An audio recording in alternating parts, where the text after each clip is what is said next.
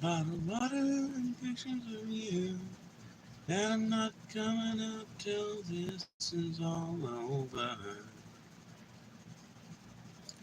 And I'm looking through the glass where the light seems to fade fast. And I'm screaming from the top of my lungs. Mm-hmm. So what's the damn anymore?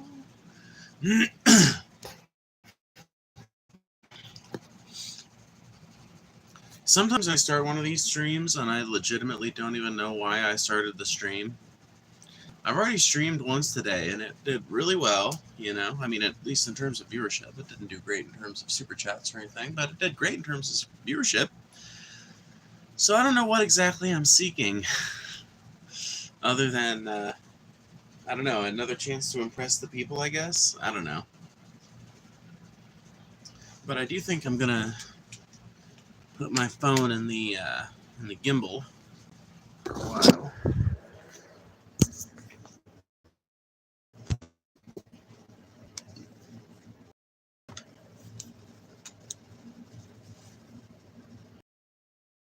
Hold on.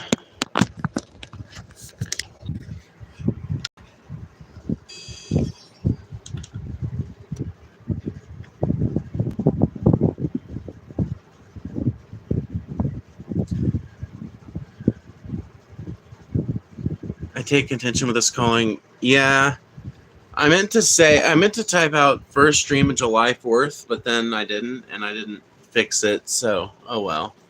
I'll have to fix the title after I get done for sure. Definitely not my first stream of July. Yeah, I don't know.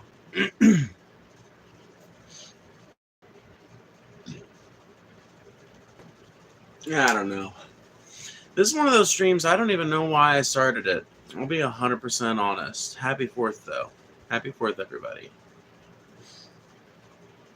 I don't know why I started this tonight because, like I said earlier, I've already gotten, like 71,000 views for today, which was pretty fucking tops, like that's pretty nice. So I don't know exactly what I'm reaching for this time, but I don't know. I started getting pretty stoned and I was like, maybe turning on the stream would be fun.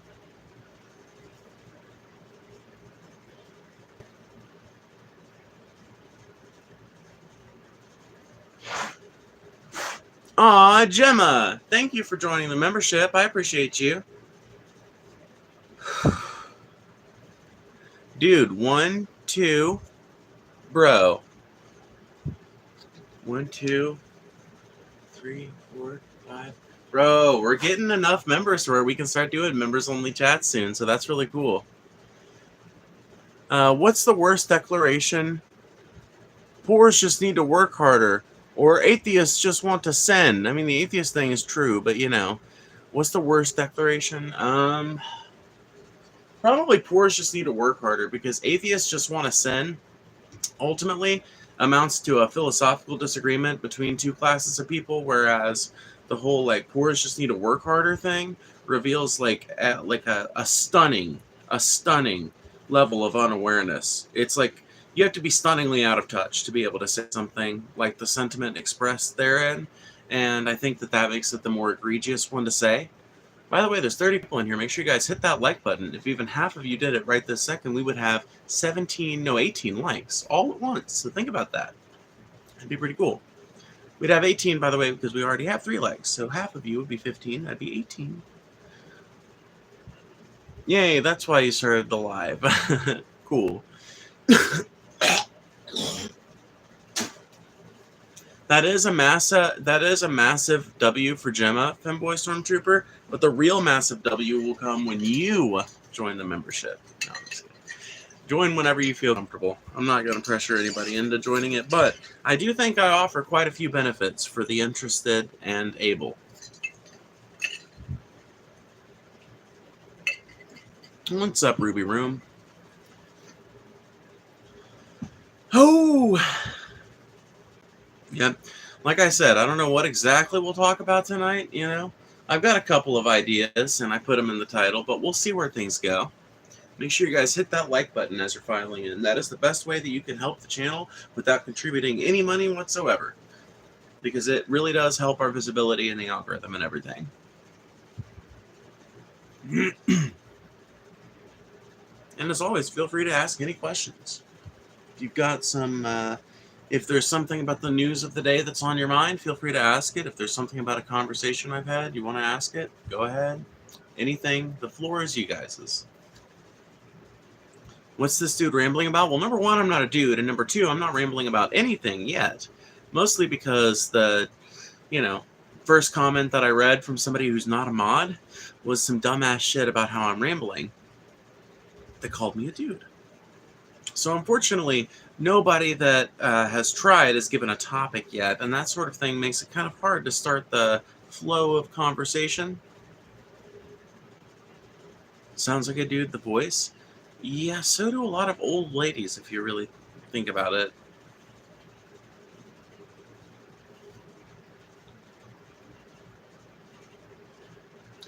Here's the topic. Why does a dude's voice keep saying he's not a dude? Because I'm not a dude. Why does why does an internet moron named Mike, who's afraid to put their face on their profile picture, think that someone else should take their opinion seriously? That's what I want to wonder. That's what I want to know. That's what I want to know. Ooh, triple tapped. Mike, must feel bad.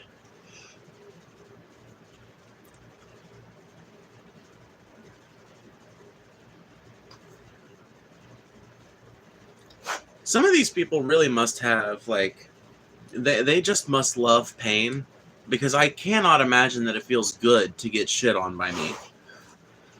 Fireworks already popping up. If there's any patriotic holiday, even 2 months off, fireworks, and then 4 weeks after, fireworks. Yeah, I know. Personally, as a country kid, I kind of like that about America.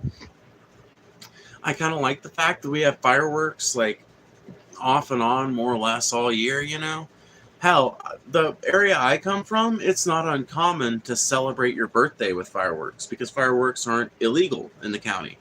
Any time of the year, you can light them off whenever you want in the county.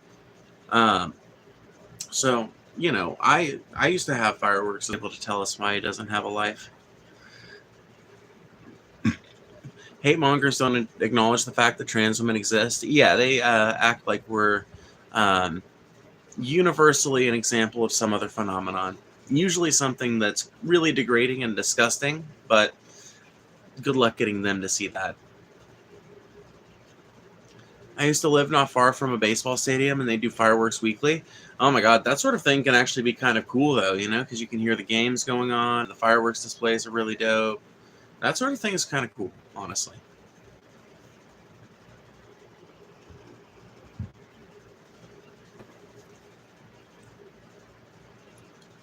You don't exist, still got a wiener? You don't exist.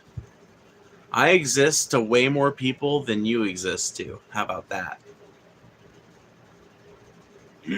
By the way, 56 people watching. Come on now. Why are we sitting at 6 fucking likes? How pathetic is that? I know the conversation's taken a minute to get started, but it's not my fault that every 2-bit moron in the chat is saying stupid shit that makes nothing out of content, That makes no kind of content at all. It's not my fault. I'm not the one chatting. That's on you guys. There's plenty of stuff in the news. There's plenty of stuff to talk about that's way more interesting and relevant to all of our lives than whether or not I do or do not have a penis. Than whether or not I do or do not believe in 37 genders or whatever the fuck. I can think of about a million things more pressing to the country and the planet than anything related to any of that. It's not my fault that, That's on the chat. Who above the age of 14 uses the word wiener? Nobody. Nobody that I've ever met, anyway.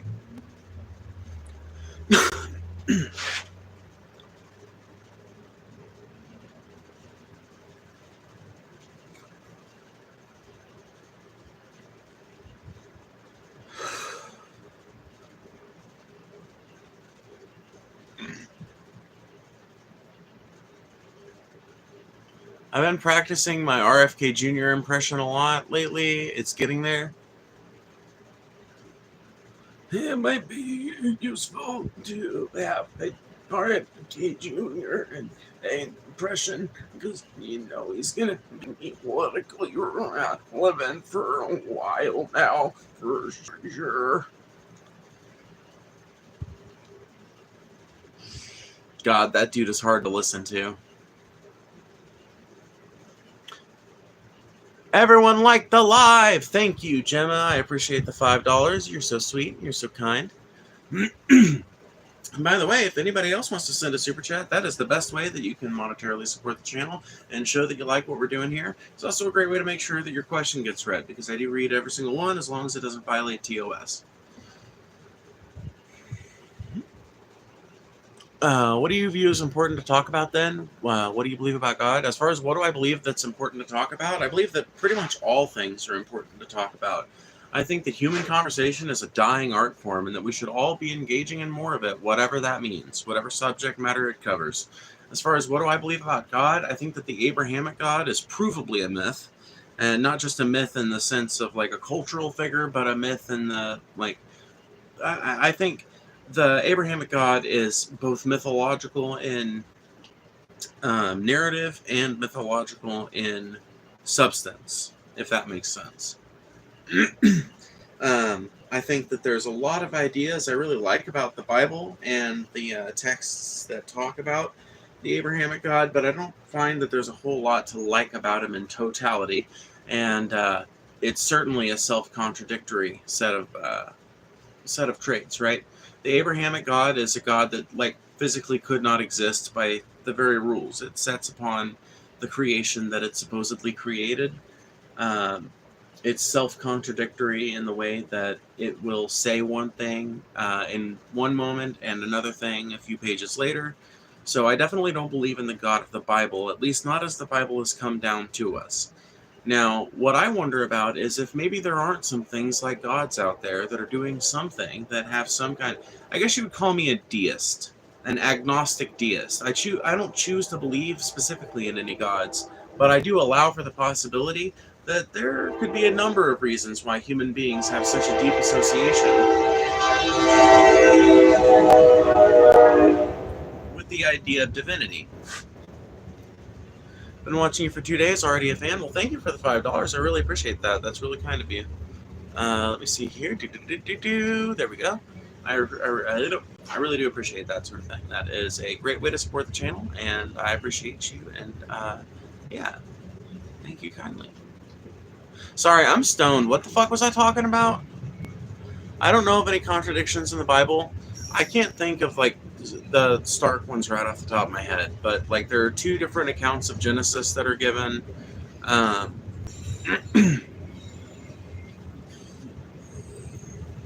Somebody who is more of a biblical scholar could probably list off a few of them just instantly, because there are a few big notable ones. But there are contradictions in the Bible with reality, and those are contradiction enough, right? In my opinion. When it comes to the Bible's description of how the world works, it's clearly wrong. When it comes to the Bible's description of how the world came to be, we know it to be wrong. We know that it cannot have happened in 7 days. We know that it happened over the course of billions of years, We know that because the science we have used to determine that is the same science we use to determine where we should drill for oil. And that is what allows us to find the oil that allows us to keep our cars running, keep our cities running, keep everything running, keep civilization itself going. The nature of civilization itself is predicated on science that proves an ancient Earth.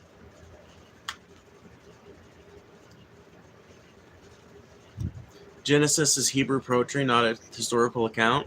Hey. Yeah, somebody knows.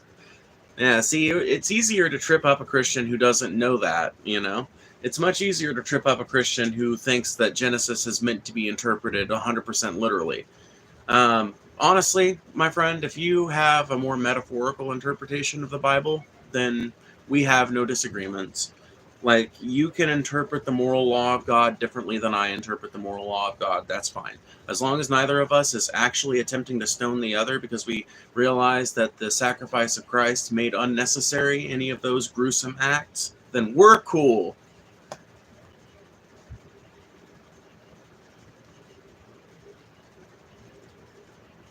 Well, the Big Bang did happen within 7 days. Well, I mean, the Big Bang itself would have happened in like a fraction of a second, right? I don't like. Here's the thing. I ain't some quantum physics professor. I ain't gonna sit here and claim to understand like the minutiae of the Big Bang.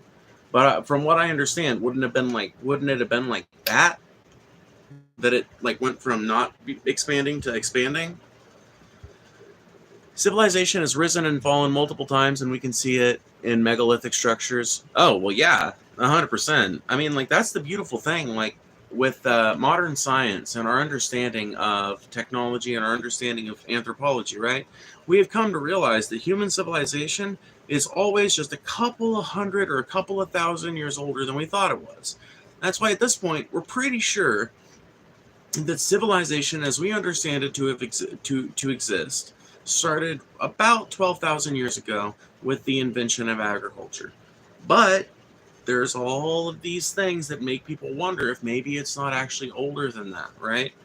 But even within those bounds, there are civilizations that we didn't even know about that had no historical record that we've discovered through the use of our technology and through applied anthropology.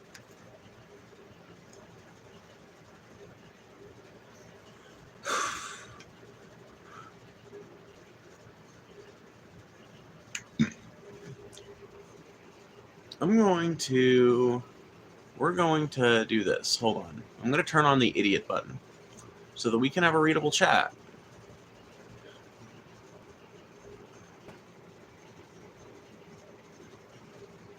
Order.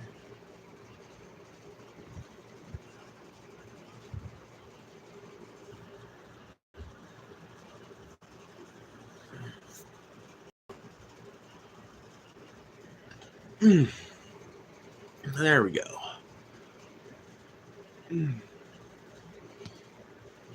There we go. Testing. 1, 2, 3. Yeah, no, 100%. Send your messages. Make things interesting. 1, 2, 3. What's up, Jareth?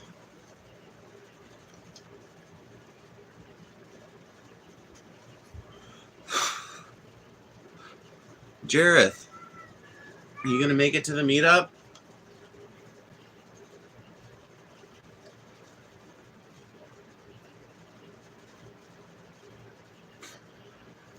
I rebuke you. I rebuke you, bitch. By the way, what does rebuke mean?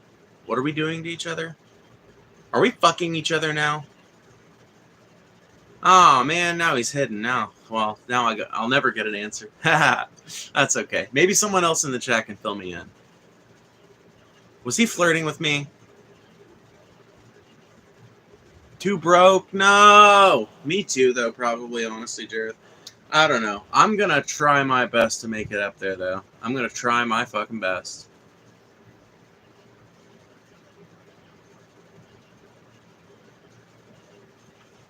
Worst religion, in your opinion? Define worst. Define worst. Like, what religion do I think has the least workable formula for living a human life? Probably Jinnism. What religion do I think has the worst effects? Like, to this day? I don't know. That's going to be a toss-up between Islam and Christianity. What religion do I think encourages the most personal weirdness and, like, is most dangerous to, like, the idea of a unified global society? Well, that's going to be a toss-up between Judaism and, when I say Judaism, I mean specific sects of Judaism, really, and like Amish religions, Anabaptists, things like that. So I don't know. It depends on how you characterize worst religions, and the fucking sad thing about it is that some of those religions would get best religion in another category. You know, we're talking about a complex, messy system of human structures that were formed over thousands of years to address all sorts of different problems, but all problems that deal with the philosophy of being a human animal. And so I think rigidly categorizing them, I think maybe religions kind of resist that sort of framework. Just subscribe to chat. Well, welcome to chat. Also, we've got 196 people watching. Make sure you guys all hit that like button. If even half of you guys did that, that would be 18. That'd be like 95. 96, 97. That'd be like 98 likes in a second. Help, you're so pretty. Tell that to the transphobes in chat. Let them know. Hospitals, orphanages, etc. created out of Christianity. Yeah, but Christianity is not the first place that had those institutions. You understand, right? Like the Christian ideas for charity came from previous ideas about charity. Every society has had charitable organizations set up by one group or another meant to help people who fall short, right? And I mean, that's one of the beautiful things about humanity, right? Is that we're an inherently cooperative species, and we have featured institutions like this throughout every stage of our existence. Even nomadic tribes had people whose main job it was to, well, not main job, but who a primary concern of theirs was to look out for everybody else, right? To look out for people, especially those who couldn't haul as much weight as everybody else. I don't mean literally haul as much weight. I just mean like they couldn't contribute as much, right? And a lot of social Darwinists will claim that those people were rejected in tribal societies, that those people were abandoned in nomadic societies. But actually, the evidence shows that there was wide deference given to allow for the healing of the sick, at least in some ancient cultures, at least in some nomadic cultures. So this idea that caring for the sick, the tired, the hungry, the helpless, the idea that this is something that is born out of Christianity is, in my opinion, a propaganda piece at the behest of Christianity. I support your girl. Thank you for being someone to speak up. I also love your glasses. Aw, thank you. I appreciate that. These glasses kind of suck, though. They're old, but they're really old. But I also like them, and they help me see, so I kind of, you know. But I do plan to get a new pair pretty soon, hopefully. I don't know if I'm going to go for... I don't know what kind of glasses I'm going to go for. Because I don't want to look like a 12-year-old, and I kind of think that these... One of the things... Like, I have a baby face, you know? I'm almost 30, but I don't necessarily look like it instantly, and so I want to get another pair of these like wireframe glasses because I feel like they add an air of maturity. You say you can understand the complicated big beautiful bill, but do you understand you were born a guy, so you're a guy? Do you understand that you have a fucking caveman's apprehension of... Actually, no, it's worse than that. Cavemen actually had a way more forward-thinking ideation of gender than you do. Do you realize that you literally are parroting the same line of gender that like Tucker Carlson and the billionaire sellouts at Fox News are touting all day? How does it feel to have your opinion represented by the mouthpieces of oil billionaires? How does that feel? I wouldn't know. I personally don't go around sucking the dicks of oil billionaires and parroting their stupid bullshit, but you know, for someone who does, I'd love to hear your perspective on it. That is a great point, but also remember Christianity introduced literally one of the most grotesque and harsh times, being the Greco-Roman world. They were killing babies and super corrupt. That's not true. That's just objectively not true. There is no evidence that any culture in Greco-Roman society was widely engaged in the killing of babies. That is war propaganda. I'm sorry. That is literally just straight up anti-Greek, anti-Roman propaganda from the early Christian church. And it's honestly amazing to me. It just shows its effectiveness as propaganda, right? Because it's managed to descend through all these years. Here you are, it's 2025, and you're telling me about this this lie that's been getting told about the Romans and the Greeks since the time of Paul the Apostle, I guess. How much do you want? I don't get it. Is it not enough for you to be you? What do you mean?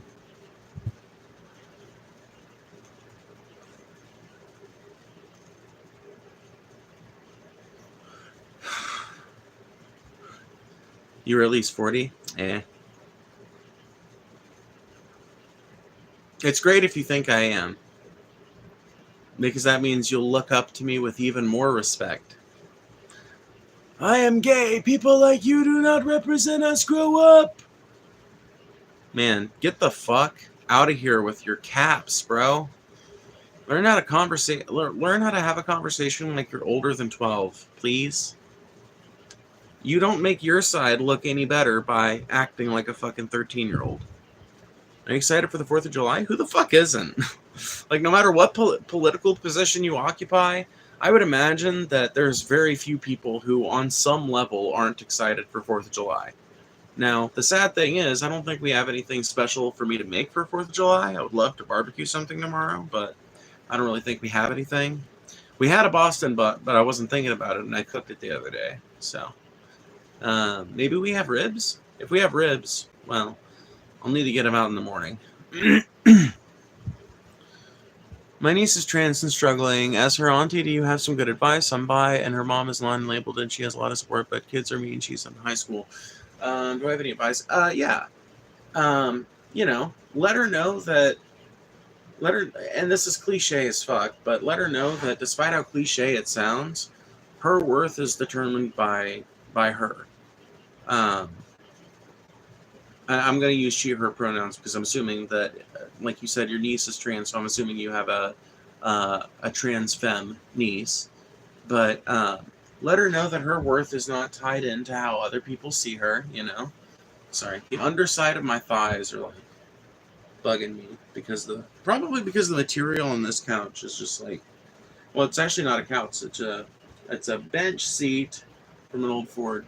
Anyway, so let her know that her self-worth should not be determined by the perceptions of other people, that kids in high school are often mean, that even if she wasn't trans, they'd be being mean to her for some other reason, and that it's up to her as to how she responds to that, right? She can choose to get really offended by it, or she can choose to just roll her eyes and make fun of them back, which is what I would do. That's what I always did, and I really didn't get in too many fights. The only time I got in one fight in high school, and it was because somebody was, like, physically bothering me. They were flicking my ear. I did get in a fight that time. I turned around and punched the kid in the face, and then he punched me back, and then we kept brawling. And I had the most badass teacher ever, because she literally, she only saw, like, the last half of the fight, which only lasted like 30 seconds, but she was on her last day. It was the last day of school. She was retiring that year, so it was functionally her last day of work, and it was our last day of school. And she was like, she got with both of us afterwards, and she was like, "You two made up?" And we were like, "Yes, ma'am." And she was like, "Okay, none of those kids are going to snitch, so I'm not either. As long as you two shut up about it until after school." And we were like, "Yes, ma'am. Okay." And, yeah, to her credit, dude, nobody outside of that classroom knew that story until years after high school.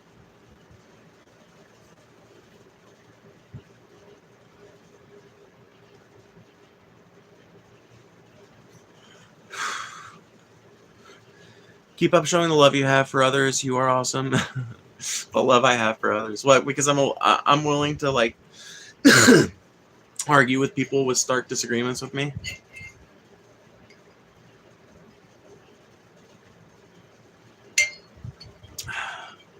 Would you disclose your age and gender? Only 27 in a couple months, and I think my gender should be pretty obvious from the fact that I'm wearing a big old, like, sports bra / crop top kind of thing. Whatever this thing is. That whole story was made up. Man, I wish I could get Jeremy on the phone right now. Let's see, who else witnessed that shit? Well, Jeremy was the name of the kid that I fought with.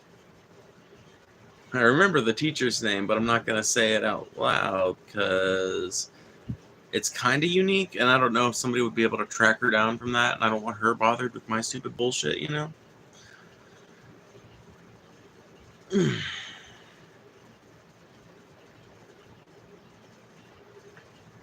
Oy vey. Think about this. All of this chat activity, and these people had to subscribe to send this shit. Okay. There we go. Now we'll get the real cream of the crop. Now we'll get the real cream of the crop. Welcome to an even more readable chat. Hands off my uterus and hands off my trans sisters and their body autonomy? 100%. Let's get the government out of people's fucking bedrooms, out of people's doctors' offices. Let's stop using the government as an instrument of fucking morality in people's personal lives. How about that?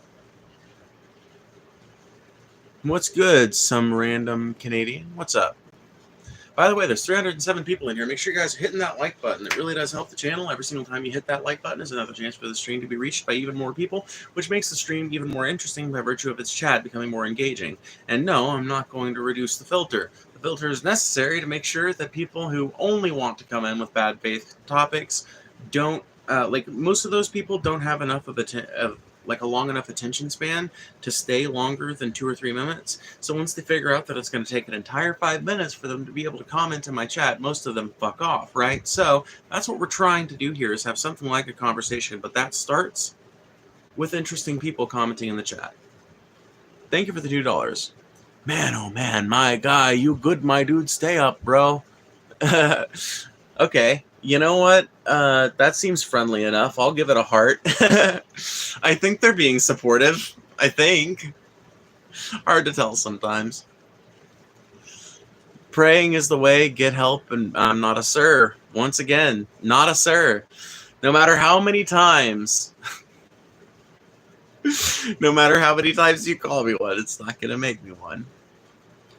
Thank you for the $4.99 Unicorn Warlord. You're so sweet. I appreciate that. You guys are fucking coming through with the super chats tonight, but we haven't had one over $5 yet.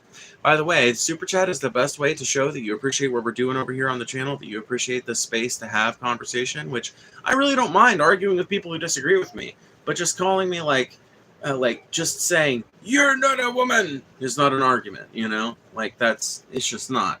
What am I supposed to do with that, you know?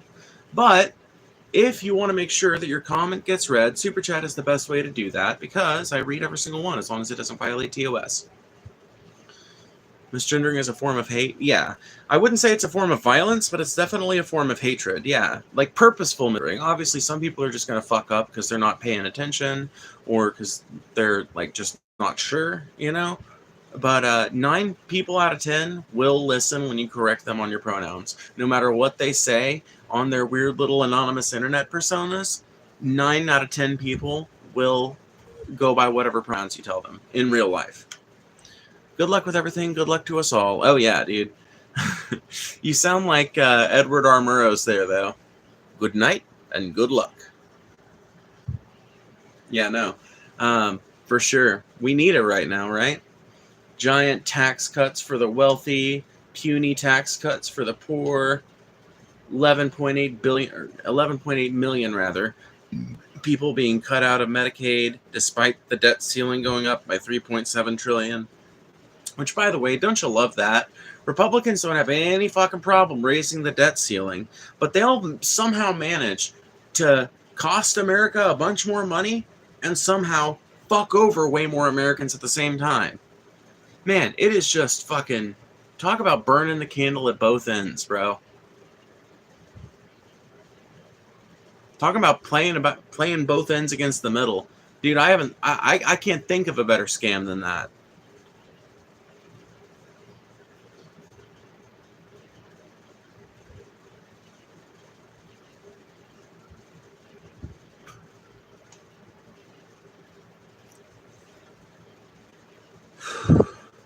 If you read all 940 pages of the bill, then you should know exactly how much power it's granting to the president, exactly how many people it's cutting out of Medicaid, exactly how many American workers it's going to fuck over, exactly how vague some of the wording is, exactly how many undocumented immigrants whose labor on which we were reliant are going to lose their, not just their jobs, but their sanctity, their safety to live in this country.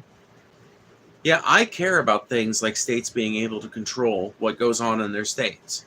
See, conservatives are all about states' rights when it comes to them defending the Confederacy, or when it comes to them wanting to be able to ban abortion in their state, despite it being the law of the land back before Roe v. Wade was overturned. They love states' rights, but when it comes to helping Donald Trump manufacture consent for delivering the National Guard for deploying the National Guard to LA or deploying the Marines to LA, they are more than happy to say fuck states' rights. They are more than happy to act like they don't give a shit about states' rights. These people are hypocrites. Those of you who are paying attention to politics right now need to pay attention to the hypocritical and double-thinking nature of someone in the core circle of really hardcore MAGA people. I'm not talking about every single Trump voter. I'm talking about the core circle, right? The root mass, the root ball at the center of this planter that we're talking about here.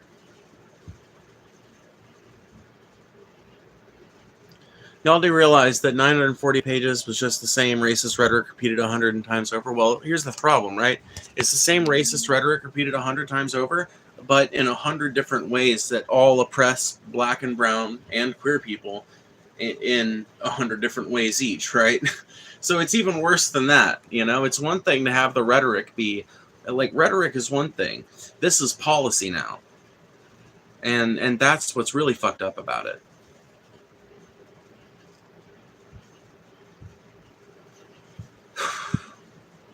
I do know what I am, chilled toad.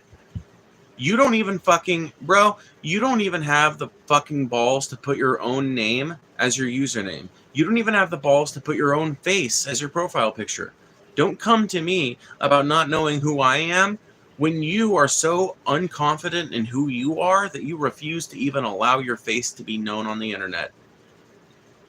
You ain't got shit for room to speak to me on that.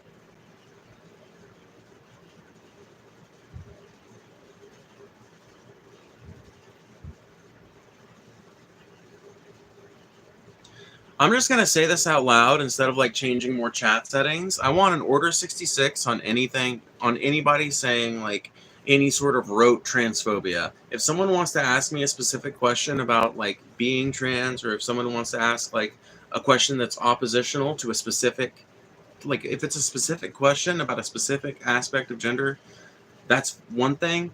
But this like rote transphobia, and I keep seeing it in the chat, let's get an order 66 on that shit. Let's do away with it. I want it out of here. And what that means is that if all you're here to type is, you are a man, go find something else to do, because we're actually trying to have a conversation here. And the only way that's going to happen is if we root out chimpanzees like you. So if that was you, if you're the type of person who literally just came here to say, hello, sir, how do you feel about being man? Please find something else to do. Go eat a banana, you know, go play with the ropes in your enclosure, but fuck off, because you are not welcome here, and your chat and your account will be banned the fuck up out. Is the bill going to help the economy? Well, that has yet to be seen, right? We won't know if this bill helps or hurts the economy until it's been in action for a while, right? I'm not like a crazy lib that's going to say automatically it's going to kill the economy, because I'm not a fucking economist. I don't know. I haven't read enough of the bill to know 100% whether I can come out and say, yeah, it's going to fuck up the economy in this specific way. I will say that what I know about Trump's economic policy does not tend to favor the economy in the direction of the working class. You understand there's two economies, right? Like stock markets can go way the fuck up, but that doesn't mean your wages are going to go up, you know? Stock markets can go up and prices can go up, and that actually helps rich people. That helps business owners. That helps the upper 1%. But that hurts the rest of us. That hurts everybody else. So there are two economies functionally that are intrinsically connected to one another, right? And where one hurts, the other is helped.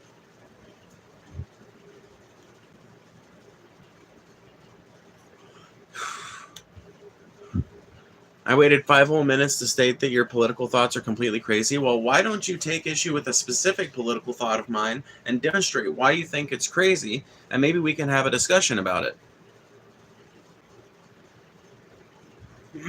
Jesus doesn't hate anybody, and please don't mention identity politics with his name. Did I? Did somebody in chat? I don't know. We are all God's children. We are made imperfectly, and Jesus is the one to forgive our sins. He will clean us. He is the only way to the kingdom of heaven. Well, that's what the Bible says. But according to some Christians who choose to skew the word of God, they have a right to judge other people's sins in a way that they should not be judged. They would not take this judgment upon them from anybody but their pastor, but they consider themselves honored enough amongst God's people to bestow those curses on me. You crazy is not an argument. Exactly. You crazy is not an argument. I know, now we get to eat for one person. I don't have enough money to eat for two. What? I don't... Maybe I'm too autistic to get that one. Man, chat's going by so fucking quick. Hold on. We're going to do something else. We really do gotta make it... Man, today is just like way fucking crazier than the chat's been in a long time. I'm glad. I'm not complaining. Don't get me wrong, but for everybody that's not a mod, sorry, I gotta do it to you. There we go. Do you think you should be able to compete against biological women in combat sports? I'm way too fat to compete in combat sports. I don't know if you noticed. The idiot button isn't working. It'll start to work. Don't you worry. We will literally sublimit this to 20 minutes if we have to. Like, I am not afraid to dial up the idiot button until we get something resembling a competent conversation. Thoughts on chosen family? Damn, you're a soldier for doing this. Really? Like, the beautiful thing about it is that these people are paying me. All these people that come in with hateful bullshit, all these people that come in with transphobia, all, like, the 150 people or so who are probably watching out of hatefulness or whatever, they're paying me. They've got YouTube Premium. I'm getting a part of that. They got YouTube ads. I'm getting a part of that. Why would I care? Why would I let it bother me knowing that they're paying me? But as far as thoughts on chosen family, I think chosen family is another word for what people... I don't know. Maybe it's a good thing to have that term because I think it distinguishes people who have become more than just friends. I think it distinguishes the fact that some people come from families that are not supportive, that are not cohesive, you know, and what ends up happening is that they find a friend group that they feel like they really vibe with, that they feel like they can go to for support and that they are supportive of. And I think that that is one of the best things that can happen. I think it's perhaps the only way to socially rescue, so to speak, someone who was raised in a family that is not cohesive in that way. I think if you're raised by a family that's always at each other's throats, where you don't know a lot of your cousins, you don't know a lot of your extended family, where you're not even that close to your parents, I think that a lot of times you kind of have to find a chosen family to kind of take those roles, you know? And I'm very supportive of people finding those types of social structures to fill in the gaps from what is usually derived from bad parenting over multiple generations. The person's got to eat. I know it's odd, but you got to get with the times. Who? Me? Do you think you should be able to compete against biological women in combat sports? Once again, I think I'm way too fat to compete in combat sports. What's up, Shekel? One Piece is really good at showing found family themes. Yeah. Trans love, you're fucking brave, and I'm so proud of you. Aw, thank you. I appreciate that. I want ice cream? Yeah, me too. Ice cream sounds pretty good. As Christians, we are called to judge righteously, but not condemn. Only God can condemn. Pointing out sin isn't hateful, but the opposite. Yeah, but...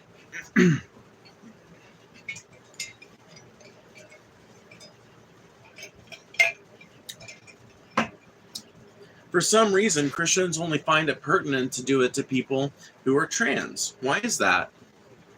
Divorce is a sin. It's a sin a lot of people commit in America. Oh, thank you for the $2. I appreciate that. But divorce is a sin. It's a sin a lot of people commit in America. Why isn't it judged? Planting 2 plants in the same furrow is a sin. Why is it not judged in the same manner? Why is it not called out with the same ferocity? That's the hypocrisy I take issue with.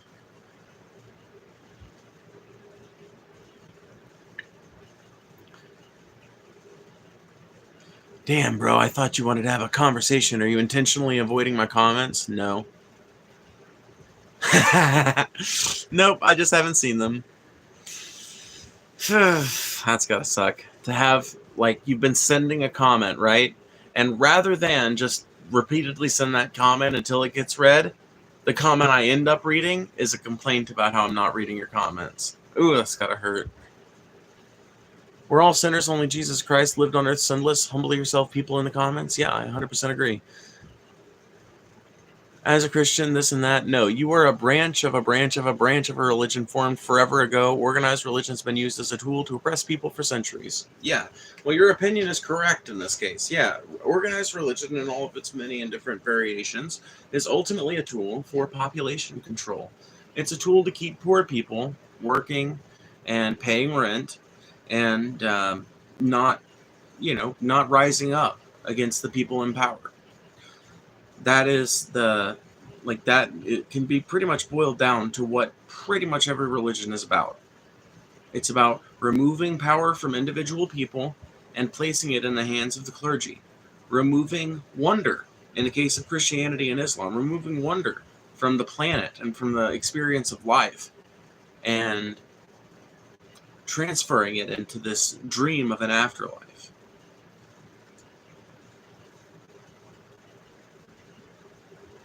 Respect to the ones getting rid of the trolls. Yes, thank you, mods. We love you. Yes, we do love the mods here, dude. Fucking 100% love to the mods. I appreciate you guys. You guys keep this chat readable, 100%. I made that up, actually. What really happened is there was this exact moment while I was playing Bioshock Infinite where I realized I was an atheist. Really? Is that true? Genuine question, are you into girls or guys or no preference? I guess I've, like, both, but a preference for girls, I would say.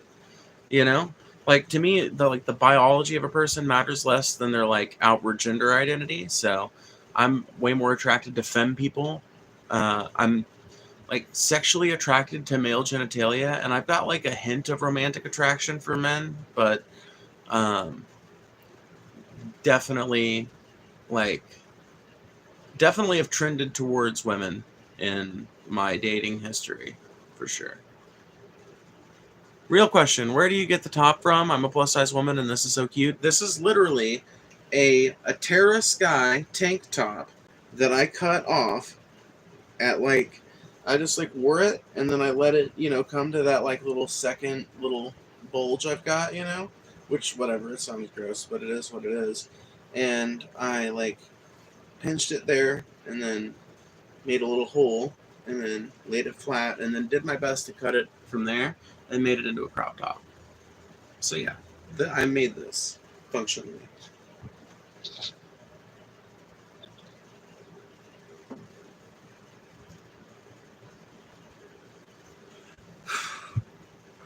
What, you made it your own? Okay, so when I was living on the road, right, when I was a dirty kid, I learned that sometimes the best clothes ever are the clothes that you make. The clothes that you figure out something that you like it, but it doesn't quite fit your style, or it's a little bit too warm, or whatever the case may be, or you think it could look a little better with this modification or that modification. Instead of dreaming about it, you just do it.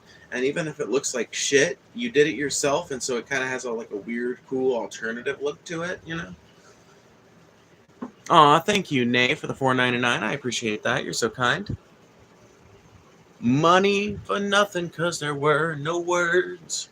There were no words in that super chat for me to read out loud. Yeah, yeah. Guess I needed to be more... dude, you don't need to be more creative. Most people are pretty creative. They just don't allow themselves to go to that place as much. And that, honestly, is... Part of that is an artifact of our society, kind of stifling creativity and encouraging people not to explore their own creativity, but to explore other people's creativity, and to allow their brains to be mystified by that sort of thing. But the reality of it is, you can create magical things with your own hands. You can create magical things with your own intentions. It was nice hopping in. Keep questioning things, and I hope you have a swift recovery. From what? A swift recovery from what? I thought you were ignoring my messages, so I'll write it again. As a Christian, I don't personally hand out judgment, but I believe God will judge us all when we die. Do you agree? No, I'm not a Christian. I think that maybe there was some, I don't know. I think that maybe there was some ancient religion that maybe got a couple of things right, maybe, and that some of that came to the modern day in the form of the Bible, heavily edited and heavily modified. But I don't think there's any way of knowing what the original truth is. And I don't know that even if that, I don't know that that even makes any sense. But it's an idea that I like to entertain because I like to think that the world is a way more magical place than it probably is. You know, I've done enough acid and enough mushrooms in my life to know that things are not necessarily as they seem and that the world is as magical as you want to make it. And so, is there a God? I don't know. Maybe. You know where there is undisputedly a God, though? You know where there is indisputably not just one God, but many gods? All the gods?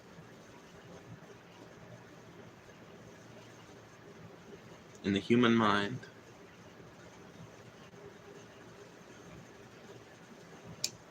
The right slope, if you will.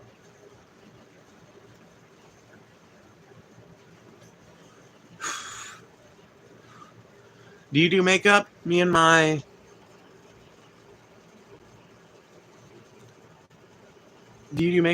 daughter helped my trans niece with her makeup for prom. It was hard because she's young and battling body dysmorphia with her facial hair. Aw.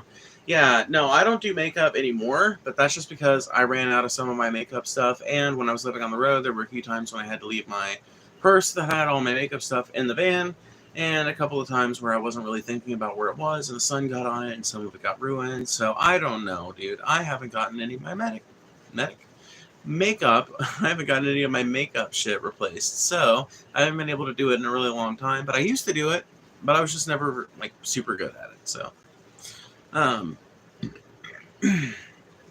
need to watch some of those makeup tutorials, because that's what I was doing before I ended up ruining my stuff.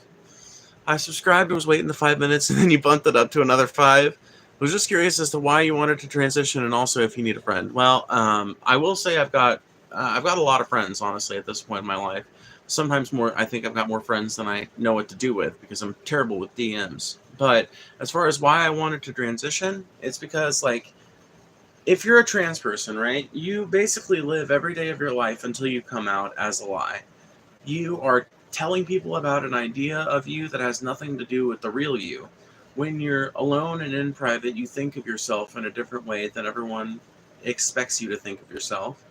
And maybe among your closest friends even, you reveal some of these harsh truths about the reality of your life and how little they match up to the biology that you were born with, right? And eventually that gets too hard to live with. Eventually that becomes something that is like a crushing weight on your neck at all times. Imagine having a 200-pound anchor strapped around your neck. You know? Let's make it something a little more feasible. Imagine a 20-pound anchor strapped around your neck. Yeah, you might be able to walk around with it for a while. You might even be able to train yourself to walk around with it for a good long time, but one day it will get hot enough and there will be so little water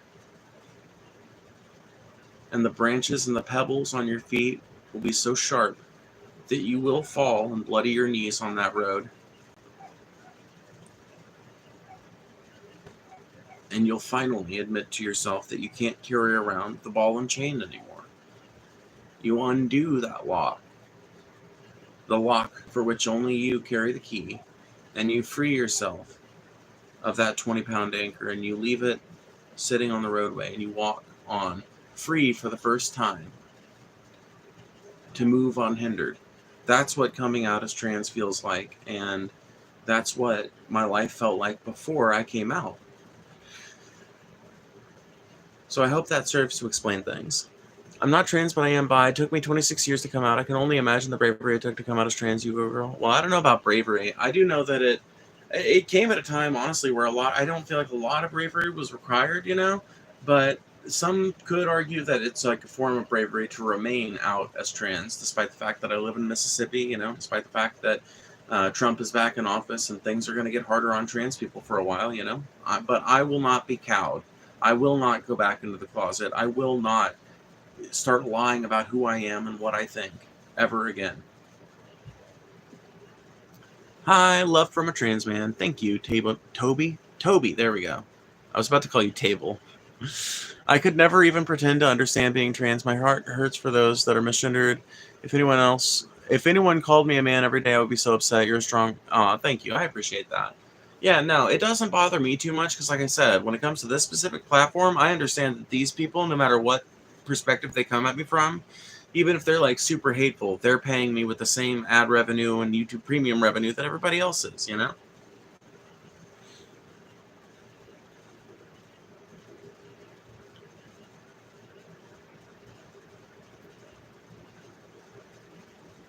What do you like to play on guitar? I like folk punk. I like a whole lot of shit, honestly.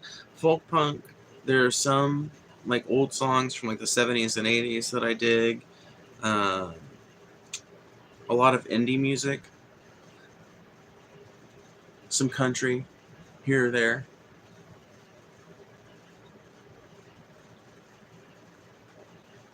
I have a stray hair that's bothering me quite a bit. Sorry. I didn't think about that. Your haters just make you money. Yeah, 100%. That's why I can't get too mad about them. I respond to the haters with passion. I respond to them in a way that I think makes the argument well, but I don't let them actually get to me. I can't. Like, number one, I have a really thick skin. I was made fun of for other things long before I was ever made fun of for being trans. So I am well used to that sort of verbal derision, right? Number one. And number two, in this particular format, on this particular platform, their engagement is just as good to YouTube as anything else is. It doesn't matter that they're hate watching. YouTube doesn't care. YouTube doesn't put their money in a separate wallet like hate watcher money. That's not how it works, So I really can't allow myself to get too mad about it because ultimately I kind of have to thank them for providing me not just with views and watch hours, but also for providing me with a foil, for providing me with content to respond to, constant, endless streams of content to respond to. It's like having an endless feed of conservative right-wing YouTube videos to respond to, and they come and go at my leisure. Karma comes from humans' ability to find patterns of reality. Religion just took forth that. I would agree. But also, I like to think that part of the magic of the universe is the human being's ability to spot patterns and our ability to assign significance to them. So I would never tell somebody that karma doesn't necessarily exist. Like, I choose to believe in karma, but I don't think it's as rigid as everybody acts like it is. But I also don't act like it's a belief that I could quantify in any way or that there should be an authoritative opinion on it. It's just one of those ideas that I think maybe on the quantum level will justify it at some point someday. But for now, it's just kind of an idea that I think lends a little bit of magic to the world, lends a little bit of poetic justice to the world. Unfortunately.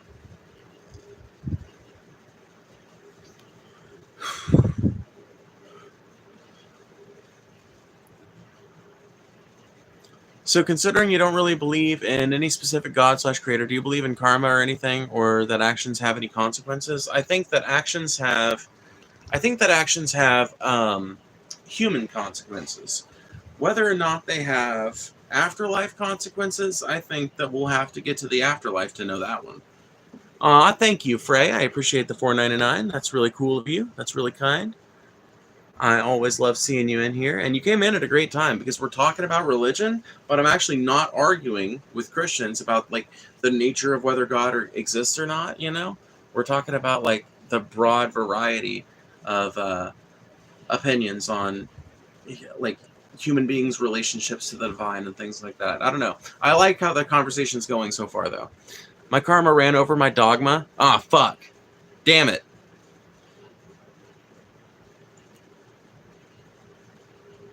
Damn it.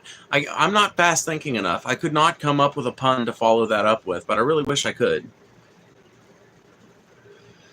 So considering you don't really believe in any specific God / creator, do you believe in karma or anything, or that actions have any consequences? Yeah, I think actions have human consequences, like I said. I think actions have human consequences, but I think as far as like metaphysical consequences, no, maybe. It's hard to know, right? Like, really hard to tell. Schrodinger's cat tells us that observation alone can change the outcome of certain events, right? And in that way, even even a form of non-action, which we might, or even what we might term non-action, as in observation, can create a change, like on the metaphysical level. So if that's true, then who the fuck knows? Maybe actions do have some greater universal consequence. Do I think that we have any reliable way of determining what those consequences are or will be? No. No. Like I said, outside of human consequences for human behaviors, we really don't know. Like, if we send out radio signals to the rest of the universe like we've been doing for the last 150 years or so, is that going to have some negative influence? Like, is that going to trigger some faraway alien civilization to descend on us and eat us alive? Who the fuck knows? Is that going to cause some imbalance in some cosmic power somewhere and make that start uh, I don't know, start reacting in some way that ends up swallowing up our corner of the galaxy? Who the fuck knows? When it comes to our consequences on an everyday level, though, when it comes to the idea of actions having long-term, afterlife level consequences from like personal decisions, no. No, like I think that consequences are something that human beings introduce in order to enforce our morality. And I think that those consequences are important to, well, actually, I think that the moralities themselves really are important, mainly to organize human society, to keep it so that we can all live together and shit. But I think that these moralities are naturally and rightfully subject to change. And I think that that is the purview of people who want to argue about it. So you and me. So, bro, I've already answered that like 5 times. Can't you, Kim? I've already answered that like 5 times.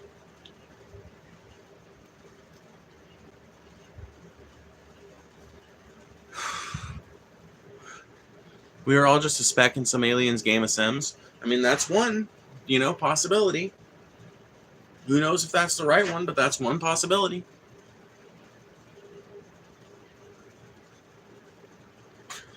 Do you think human nature exists, or is the human soul transient, molded by the environment?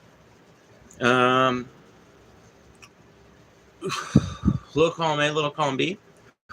Human beings have definitely not evolved away from our evolution completely. Like, we have not evolved away from our instinct completely, I should say.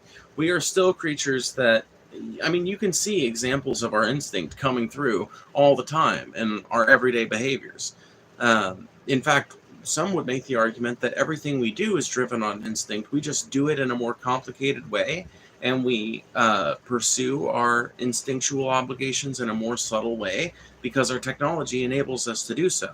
But some people would make the argument that we are every bit as beholden to instinct as we ever were. And instinct, I think, would be the closest thing to a human nature, right? Human nature is just another word for human instinct, as far as I'm concerned. Does human instinct exist? 100%. Have we figured out ways to temper it and to express it in subtler, less damaging ways in some cases? 100%. But I don't think that means it doesn't exist anymore. Thank you for the rainbow hearts, Riley. I appreciate you. You're so kind. Always a treasure to have in chat. I'm going to scroll up a little bit, see what everybody's saying. What government structure do you think is ideal? Worker-led government structure, ultimately. I think that the base idea of democracy is good. At least I think that there are ideas within that idea that are good. I think the idea that the people who run society, as in the people who make sure that the The people who make sure that the bathrooms get clean, the people who make sure that the streets get cleaned up and the office spaces stay clean, the people who make sure that there's a customer service person there to take your order or to give you your food, the person who's there to make your food, those people, I think, should have way more decision-making power. In fact, I think that all of the decision-making power of a people should be vested in that people, which doesn't sound too far from what the American Constitution and Declaration of Independence say either, for the record, but it's something that our country really has not followed through on. I'm proposing that we follow through on it. I think that a worker-led system of government that prioritizes the right of individual people to make decisions for their workplace and for collective action to make decisions for society, for the will of the people to be directly listened to by its politicians, I'm a big advocate for that. And I think that, honestly, that's going to involve, like, I don't know, what would you call it? The devolution, maybe, of these offices? I think instead of having, like, a bicameral legislature that represents the entire, like, all of the states and shit, I think that it should be completely restructured from the ground up, and you end up with as many representatives at the top as you need to make sure that smaller groups of people, as united by their shared geography, have a fucking say in the governance of the land that they live in. There is no reason why in a country where we've all agreed for like 20 years, like 76% of us have agreed for 20 years that Medicare for all is the way to go, that universal health care is the way to go, and yet it doesn't happen. Why does it not happen? Because gerrymandering and a bunch of other policies make sure that your politicians don't have to actually vote your voice, that your voice might not even count because you just happen to be in the wrong district, and the district is designed so that there's as few fucking liberals in it as possible, or so that there's just enough liberals to make it win with narrow margins on the Republican side every time, but effectively muting the liberal person's voice, right? All of these, all of the disenfranchisement policies and all of the electoral dilution that goes on in America's current system makes us such an imperfect democracy. And what I think, what I see in our future, what I see in an ideal future is a government that is actually organized along those lines. Did you know that all people deserve love? Because my Christian mother-in-law, maybe I think you're trying to say. I'm sorry to actually, but that's not quite what Schrodinger's cat is. I'm not able to properly explain the whole thing, but basically the cat is both dead and alive until the box is opened. Yeah, I know. But the idea behind Schrodinger's cat, right, is that observation is in itself an act. The whole idea behind Schrodinger's cat is that the quality of being observed can change the outcome of things on a quantum level. At least that was my understanding of Schrodinger's cat. I may be wrong.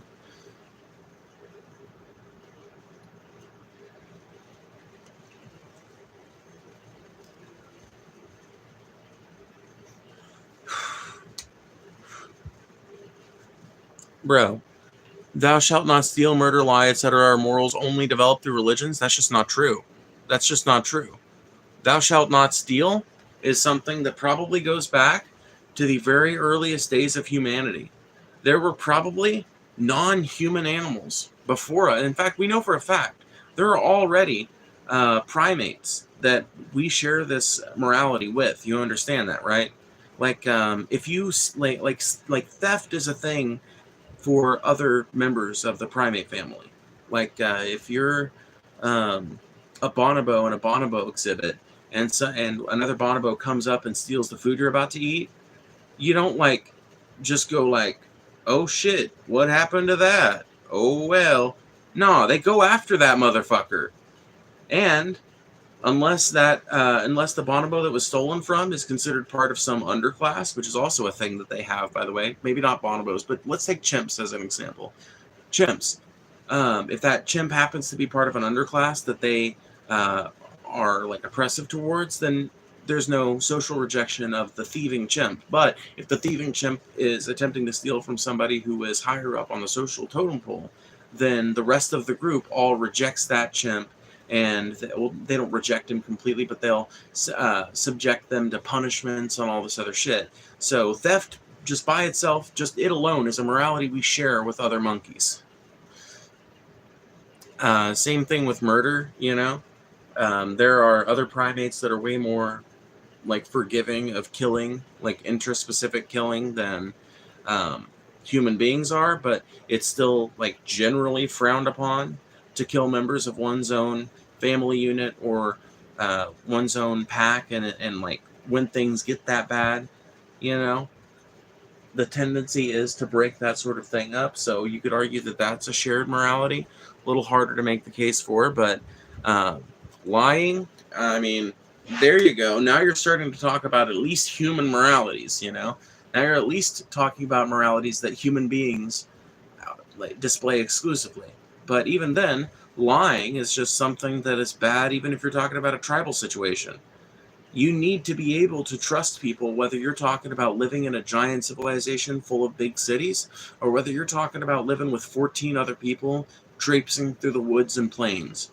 Because if you're living with 14 other people traipsing through the woods and plains, you need to be able to believe someone when they say, oh, there's no food over there, and it's actually kind of dangerous over that way. We don't want to go over there. Because if you can't, if it turns out there's plenty of food over there and they're just not leading you over there because they made a deal with the people that are living over there or whatever, and they're going to betray you to them, then you end up losing your life and all of the things that you have, and, you know, your family or whatever the case may be. You end up losing out because of a breach of trust. So trust is important whether you're talking about modern life or whether you're talking about ancient civilizations or pre-civilization. None of these are moralities that were derived by religion. These are all things that religion codified because people widely agreed that they were wrong, not the other way around.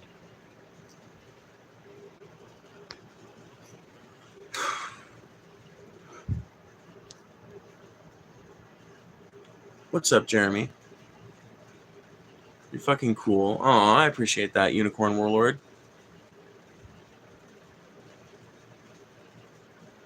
We're encouraged to tell the truth because if you get caught in a lie, nobody will trust you. Exactly. You don't have to have religion to know that lying is a bad thing. You just have to understand the boy who cried wolf. Literally, that's it. You don't have to understand Christianity to know that lying is a bad thing.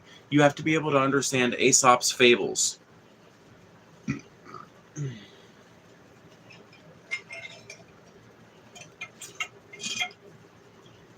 Crab walking through a Walmart in a banana suit, whispering stock tips to a haunted Furby while juggling invisible waffles.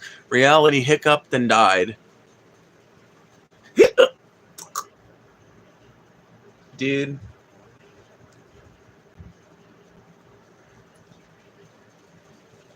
If something like that actually happened and somebody showed me a video of it, I would be like, not the strangest thing that's happened in the last 5 years, but it's certainly up there.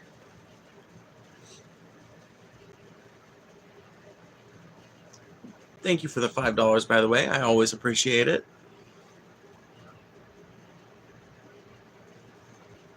Although, I will say, Frey, pretty much every Furby, in my opinion, is haunted. I think that as part of the manufacturing process, they press a soul into everyone. Probably one of the poor African children that are conscripted to make the fucking things, honestly.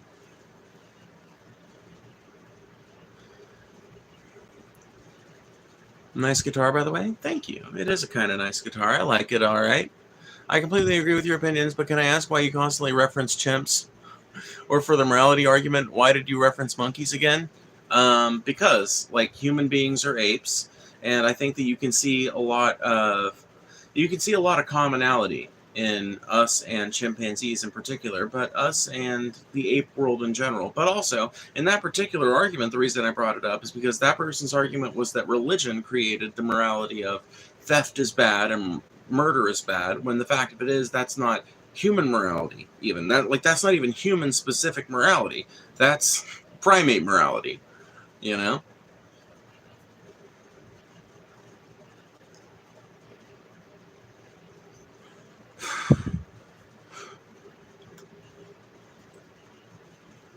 What? Because she's talking about pre-human shit? Exactly. Well, I'm talking about the similarities in the way we do things and the way our closest cousins still continue to do things.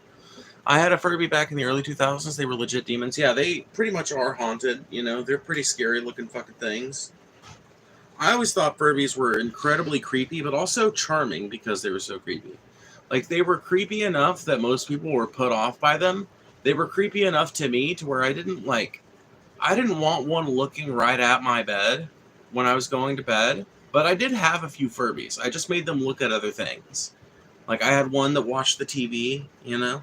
I had one that watched the entrance to my closet. I basically used them like, I don't know, like golems, I guess? What's your favorite show right now?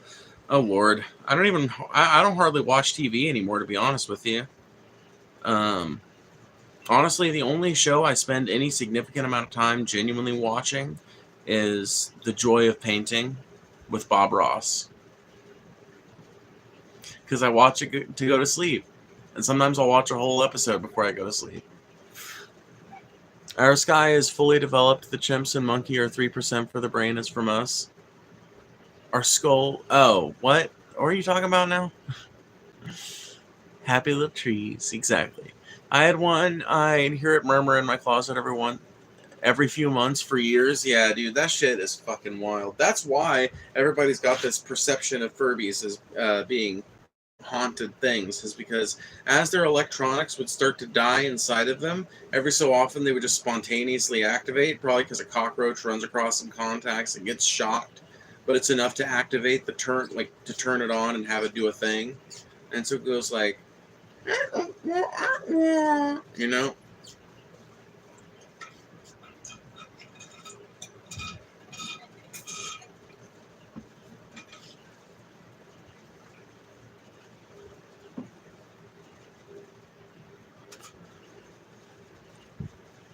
So you are absolutely agrees that morality is a subjective construct. Is that what I'm hearing? That would mean that no moral truths exist, correct? No objective moral truths. Moral truths exist to the person. Um, Moral truths exist to a person that recognizes morality, but they depend on any given person.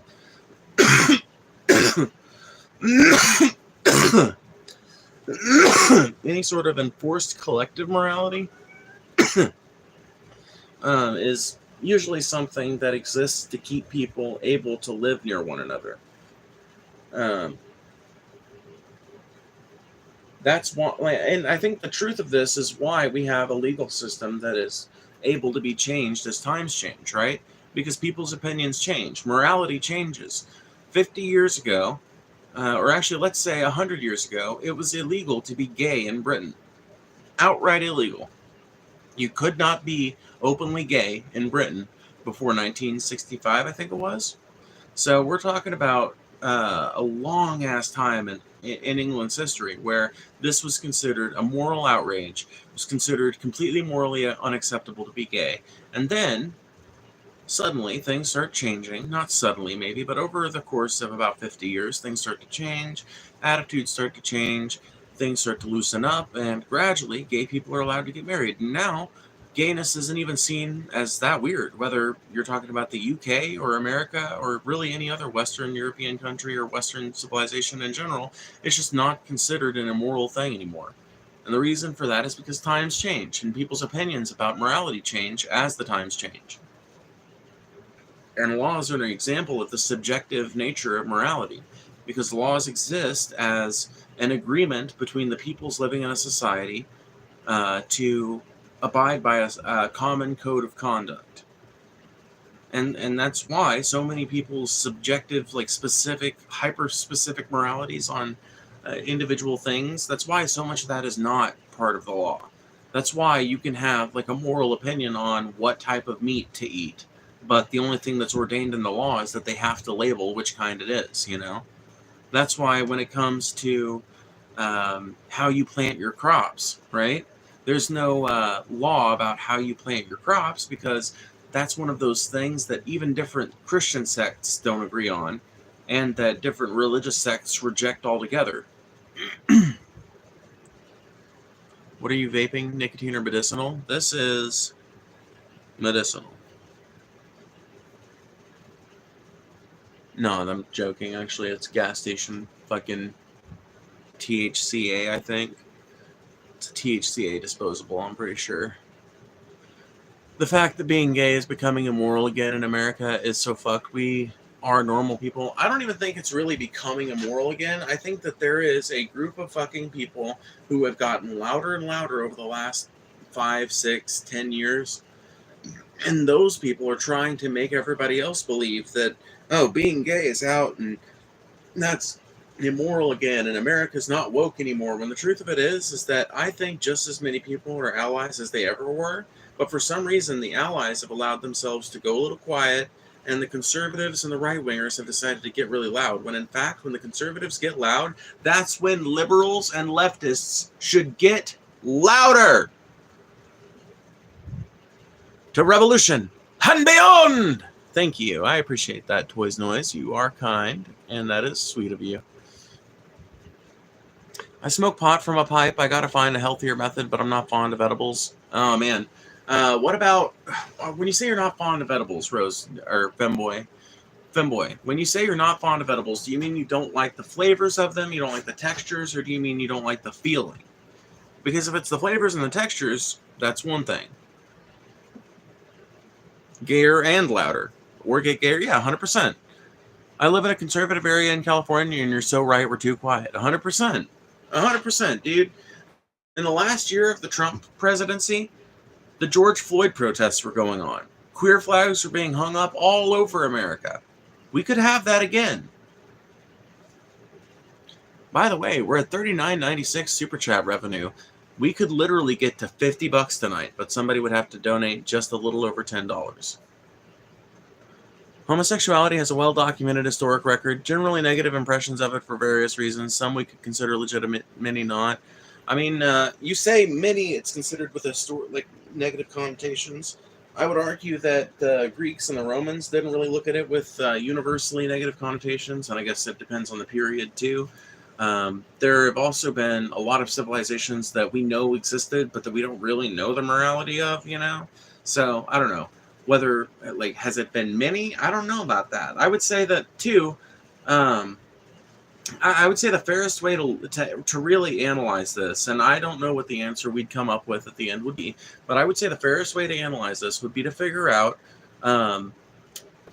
which civilization, list every civilization, right, and whether or not it's cool with homosexuality, or whether it's like yes, kind of, or no, right, and then label them also all with, what is the center of their morality, what is the source of it.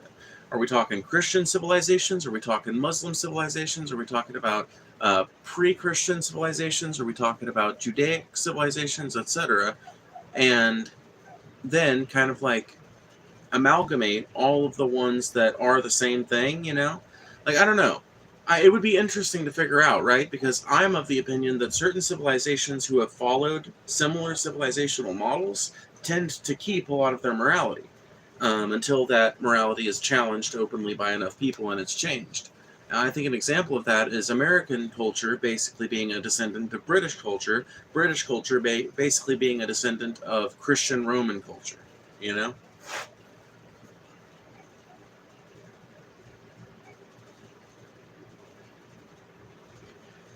Because people would argue, well, Christian Roman culture was anti-gay, and British Roman culture was anti-gay, and British culture was anti-gay until the 60s, and American culture was anti-gay until the 80s, so... but I would argue, well, you should really all count them as the same thing, then. You should really all count them as the same trend. That's the same historical trend being repeated multiple times for the same justifications. Because that's what I would be interested to hear, right? How many different justifications are there for homosexuality being wrong? I mean, some of them that we hear out of certain tribal religions and things like that are just patently false, right? And then others are a little, it's a little more complicated how they justify claiming that gayness is wrong. But ultimately, I think that it would be nice to have the argument. It's just not a point I've seen anyone make. Took me 25 years to accept my bisexuality. Best thing I ever did. Yeah, it can be a great thing for you. Honestly.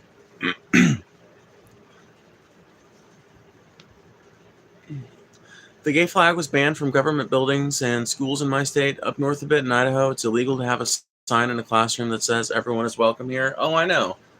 All kinds of anti-freedom, pro-fascism measures are being adopted by all sorts of government entities, both local and state. And it's sad to see how many fucking institutions are willing to kowtow to this current attitude of, like, it's anti-freedom, it's anti-self-expression, it's anti all of the things that we're supposed to love and cherish about America, in my opinion.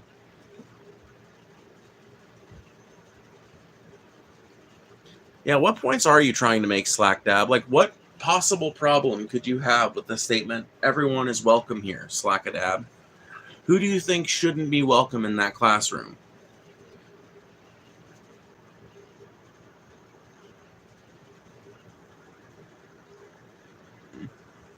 Fuck, I could kick back, share a joint, and chat with you for hours. My GF says hi, by the way. Aw.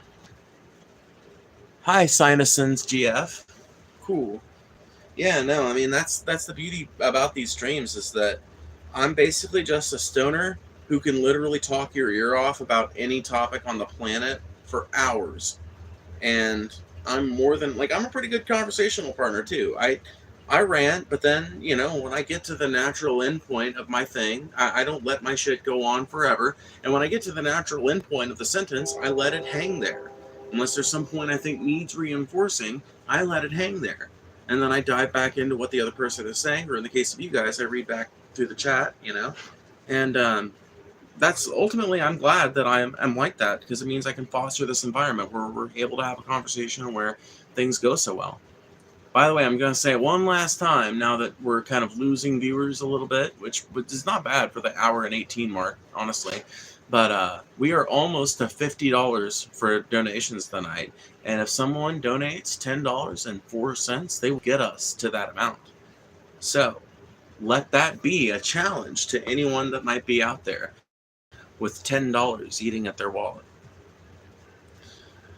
Much more patient and well-spoken than I don't know about that. I mean, I think most people could be as well-spoken as I am. They just, like, a lot of people don't really care about having conversations that much. A lot of people don't consider it that much of an art form. You know, a lot of people reject the idea that it's an art form entirely, so.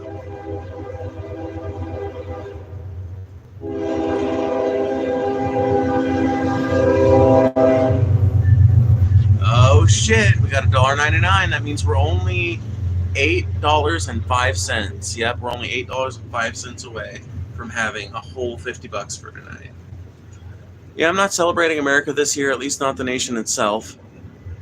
I'm celebrating my country people that are fighting back. The resistance is part of the country that's getting my love. Oh, dude, I made this exact same point earlier today in my stream that I did this afternoon, where I was talking about how part of loving America is being critical of America. Part of loving your country when you're an American is being critical of your country, pointing out when your country does something wrong, pointing out when your country does something fucked up, pointing out when your country fails to live up to its promise.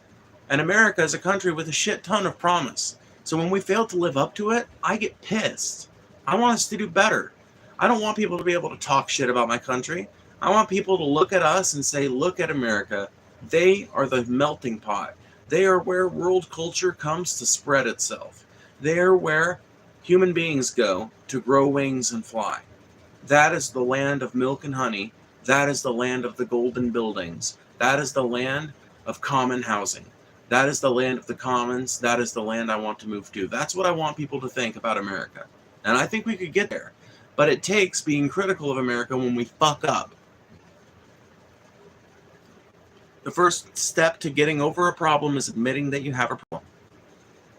Thank you so much for that. I appreciate the $5 Australian, I think. Is that Australian 5? I think. I appreciate it a lot. Thank you so much. You are very kind. And now we are only... Dude, we're literally only $4.76 away from making $50 tonight. That is so fucking based, and I love you guys, and I could not ask for a more supportive, cooler base of people to have listening to me. We actually could be the greatest nation if we tried. That's kind of what I believe about America, too. You know, we are critical of America so that America can get its shit together, so that we can make good on the promise of this country. Here, love that. I think we'll get there. It's just going to suck for a while. Yeah, I mean, It has to hurt if it's to heal, you know?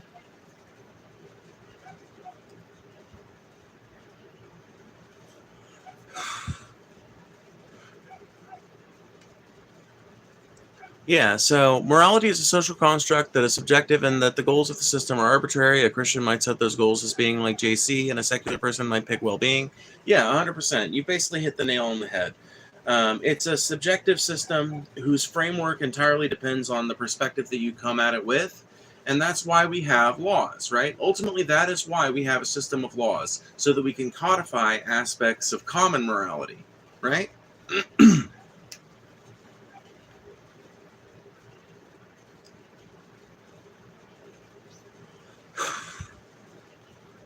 It only feels objective within the system because the ought and ought nots are objective in reference to the selected goals. Exactly. They're objective in reference to the stated goals according to that person's usually quite rigid view of things. But, the fact of it is human beings are way more complex, messy, and fluid than we would like to give ourselves credit for. And our morality is a reflection of that. I'm sure you'd agree. Australia is like England's way cooler cousin. Oh, yeah, mate. I fuck yeah. Australia is a way cooler fucking country than Great Britain. Australia's got the outback, mate. Australia's got Tasmania right there close to it. Australia's got fucking New Zealand right there close to it, mate. Australia's got wallabies. Australia's got kangaroos. Australia's got koalas. Drop bears, we call them. So much to do.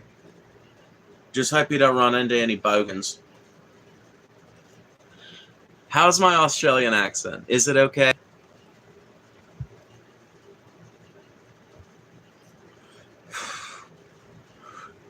How would you solve the homeless problem in America? Ooh, complicated question, but one I think is solvable. I was actually homeless for a while.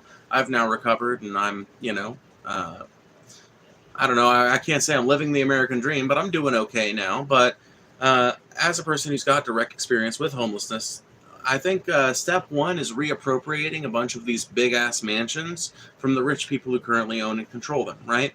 So there are houses in all kinds of little suburbs and all kinds of little bedroom communities all over this country that have sat empty for 10 years because the people who own them are using them not as actual real estate from which to draw rents or from which to draw a sale, but rather as speculative items on the real estate market. So they get traded around and nobody ever lives there. They just continually get maintained, but nobody ever lives there because letting someone live there is too great a risk. And so I think we need to reappropriate a bunch of this land away from these corporate landlords and these people who just want to treat the real estate market like it's some speculative fucking thing for them to make a bunch of money on. We need to reappropriate some of these, like I said, big ass houses that have these big ass bedrooms and shit, turn them into dormitory style living situations, right? And then we need to create a system that is dedicated to the sole pursuit of getting people on the street into the works of the system where they are placed in one of the many there should be at least like every single homeless person could be housed in America under this plan, and so there should be at least 4 or 5 of these within a 10-mile radius of any given community with more than 1,000 people in it in America. So basically have an administration with a bunch of local branches who are all funded and tasked with the specific the specific motive and premise of get people off the street and into these dormitories on the basis of shared experiences and the basis of community, right? So that way you're not like you can subvert some of the social issues that come from housing people that are completely unfamiliar with one another if you're doing interviews with all these folks and you're getting an idea of if they're part of a gang, what gang were they part of? If they were part of a specific community of homeless people, what community was that? And can that be used to build camaraderie with them and another person that would make them more compatible housemates, essentially? Do you have a podcast? Love the accent, by the way. Oh, thank you. I appreciate that. No, I don't have a podcast. This is what I do for, honestly, this is what I do for my income right now. I am, I was working at a factory up until March and, or no, not March, May.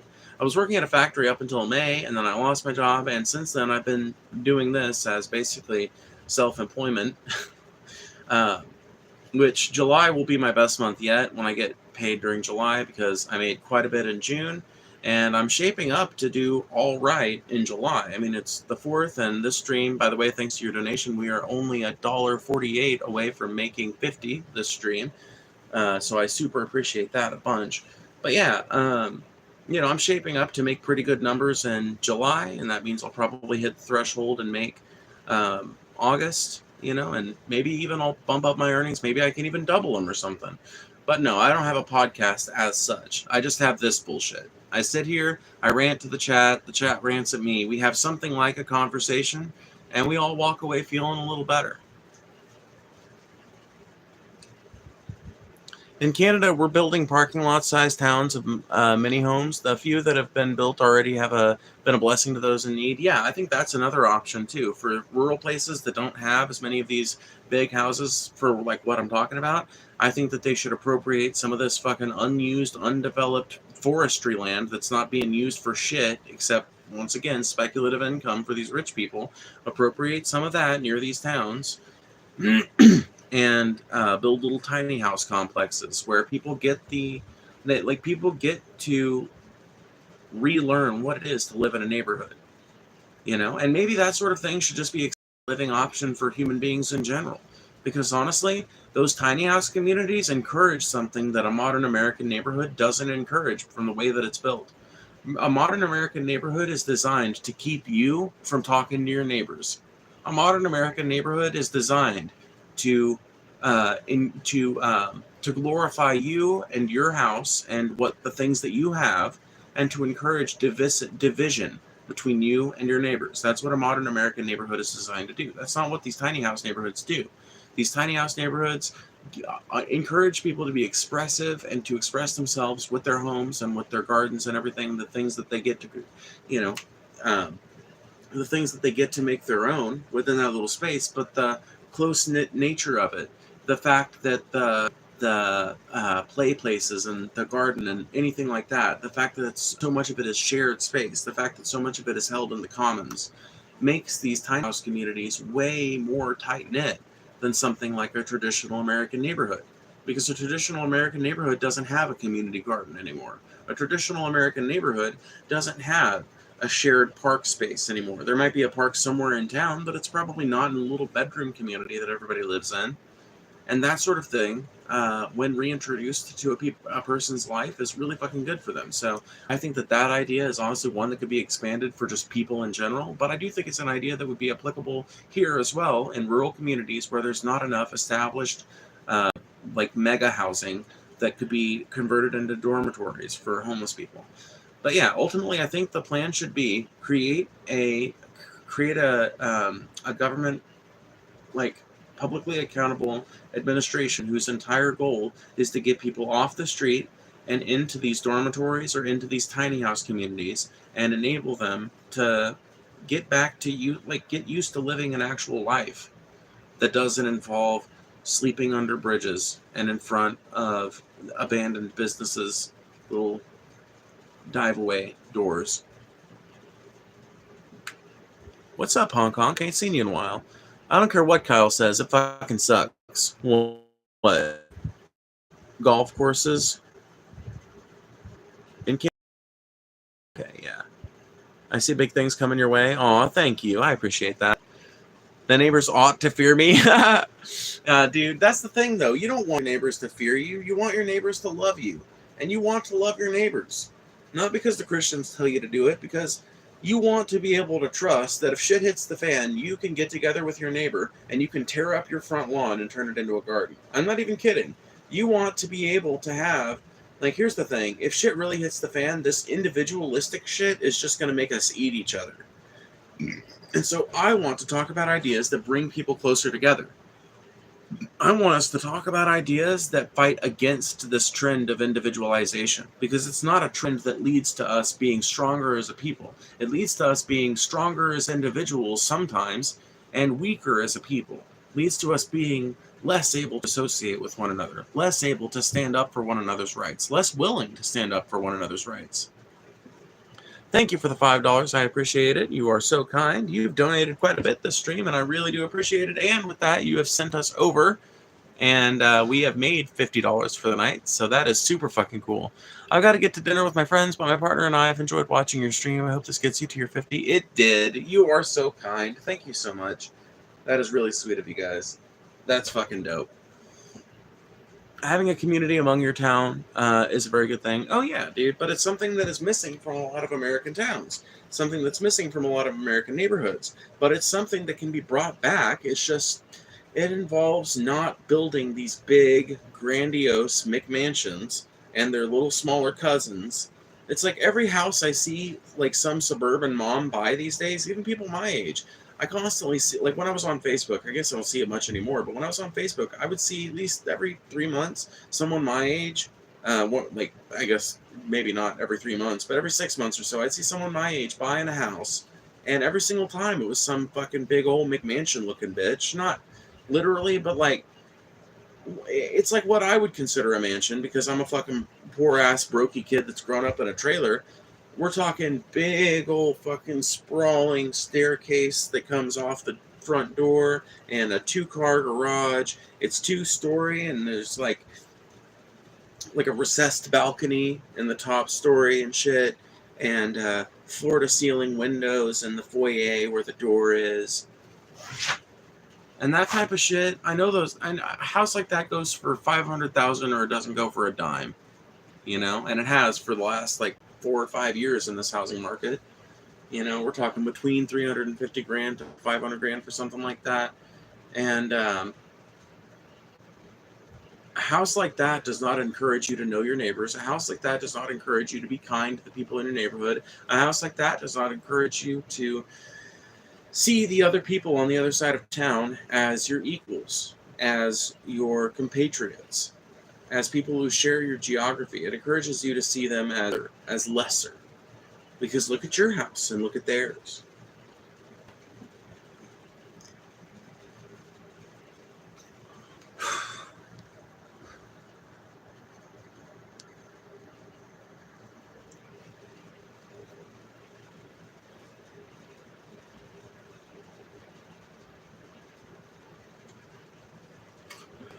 Apartments are even worse because I swear they make you see nothing but the worst in your neighbors. Well, yeah, because apartments encourage people to live stacked on top of one another like cordwood, and apartments discourage personal expression.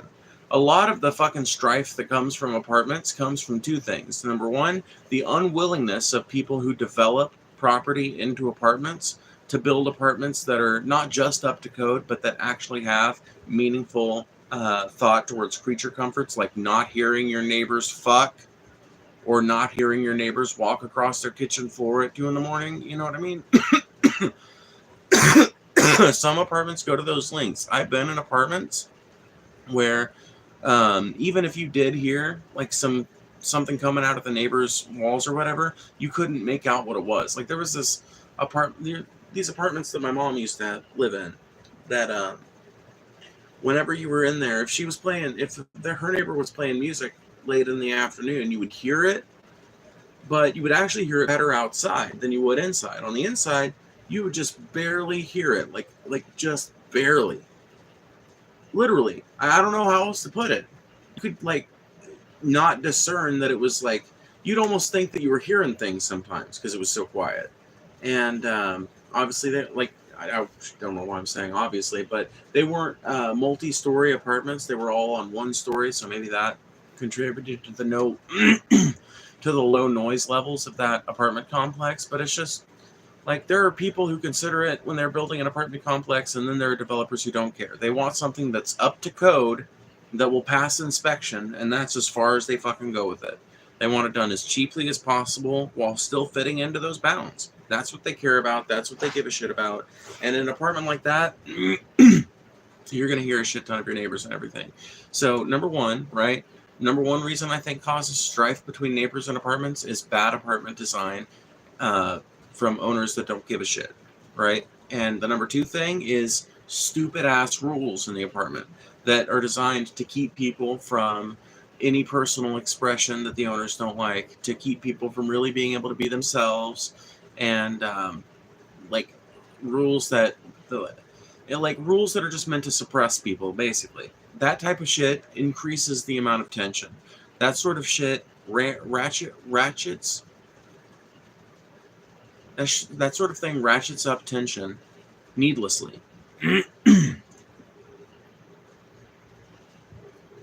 I also don't think it promotes inequality through perception. That's actually called envy, something that is a negative trait. Individualism doesn't do that. It allows individuals to reach their own potential on their own merit. I'm well on my way of achieving my goals, and it has cost dearly to achieve them. I also don't think it promotes inequality through perception. That's actually called envy, something that is a negative trait. I just disagree, I guess. I think individualism makes people prize their own success over that of everyone else. I think individualism makes people pride their own luxury and their own prowess over the comfort and success of anyone else. And I think that it leads to the collective downfall of us all, because none of us are an island. Nobody gets anywhere only on their own merits. You get there with a combination of merit and luck. And favor, honestly. In a capitalist society, you need a little bit of favor. You need a little bit of something. You need a little bit of magic from somebody who's figured it out.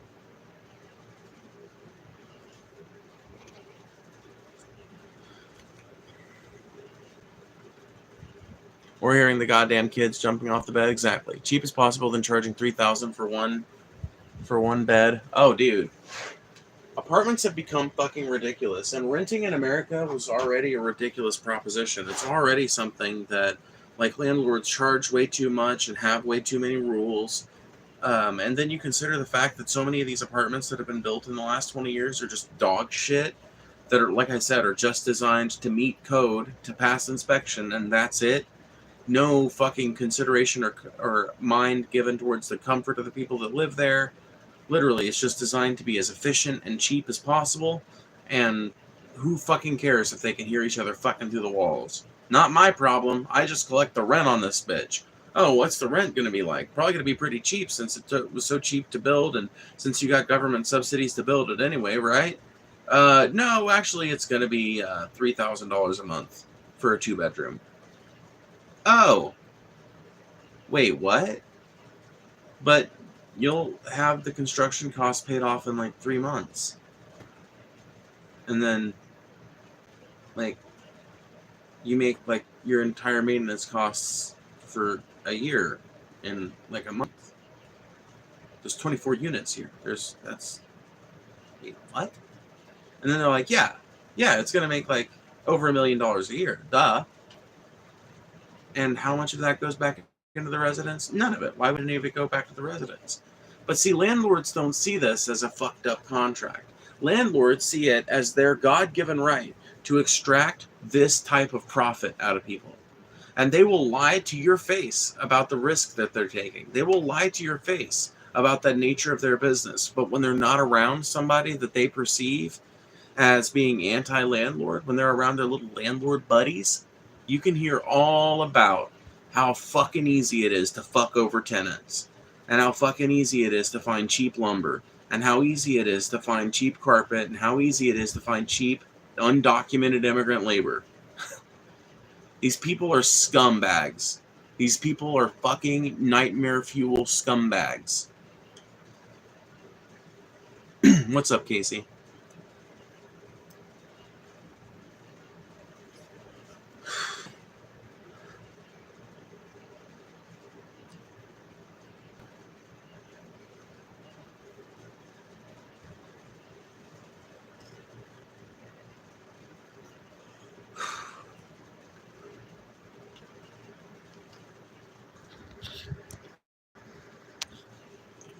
That reminds me, on the subject of bills, the people who decided to send us thanks for your money notifications after you pay your bills should end up at the bottom of the ocean.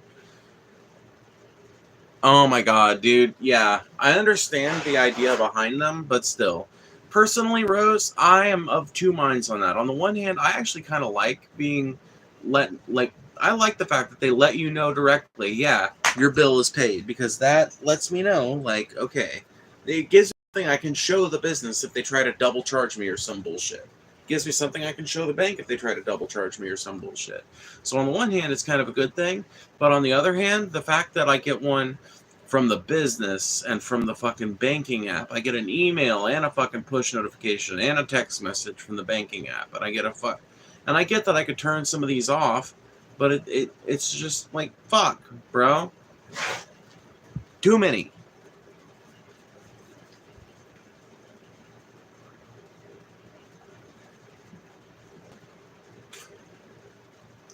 Oh, but there's a stainless steel fridge. Ooh, wow. I know. Yeah, there's a stainless steel fridge that one of your rent checks could cover. That's the fucked up thing, dude. That's why I think so many Americans are fucked up about their rent payments. I think that's why so many Americans look at it as such a bum deal. Because they see the type of fucking luxury that they would be able to get access to if it weren't for the fact that they're so goddamn broke. If it weren't for the fact that they're being charged out the ass for rent money. If it weren't for the fact that the housing market in America had basically been destroyed by corporate landlords and people who view real estate as their God-given right to fucking make endless amounts of profit off of property that sits empty. The capitalization of everything, the commodification of everything is destroying the American dream. The commodification of land has destroyed the possibility in a lot of Americans' lives of ever owning a home. Defend that, conservatives. Defend that. I'd rather have a message that just says, your payment has been processed. Oh, yeah, dude. Well, honestly, that's the kind of thing I was thinking about anyway. Yeah, yeah, dude. That's what I was defending more than anything. It's like, your payment has been processed. Notifications. Honestly, yeah, when they send you like a whole email about it and all this other bullshit, it does seem like a whole lot of fanfare. Unless it's like tickets or something where like the email that they send you has like with like a notification message as part of the product you're getting, you know? There's instances where I would say it's probably valid, is what I'm trying to say. Boy, I finally slept. That's good. More lighthearted question. Do you like musicals? Dear Theology, what to say to you? You have my eyes, you have your mother's name. When you came into the world, you cried, and it broke my heart. I'm dedicating every day to you. Domestic life was never quite my style. When you smile, you knock me out, I fall apart. And I thought I was so smart. You will come of age with our young nation. We'll bleed and fight for you. We'll make it right for you. If we lay a strong enough foundation, we'll leave it all to you. We'll leave the world to you, and you'll blow us all away. Someday, someday. Oh, Philip, when you smile, I am undone. My son, look at my son. Pride is not the word I'm looking for. There's so much more inside me now. Oh, Philip, you outshine the morning sun. My son, when you smile, I fall apart, and I thought I was so smart. Father wasn't around. I swear that I'll be around for you. Do whatever it takes. I'll make the world safe and sound for you. You will come of age with our young nation. We'll bleed and fight for you. We'll make it right for you. If we build a strong enough foundation, we'll leave it all to you. We'll leave the world to you, and you'll blow us all away. Someday, someday. Yeah, you'll blow us all away. Does that answer your question?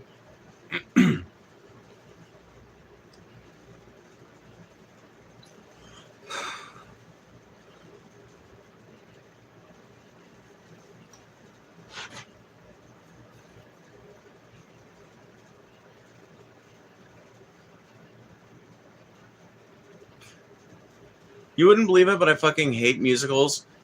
Bro, I like a good musical. I don't love them. I'm always skeptical of a musical. It's perhaps the format I view with the most skepticism, if I have to be honest. But yeah.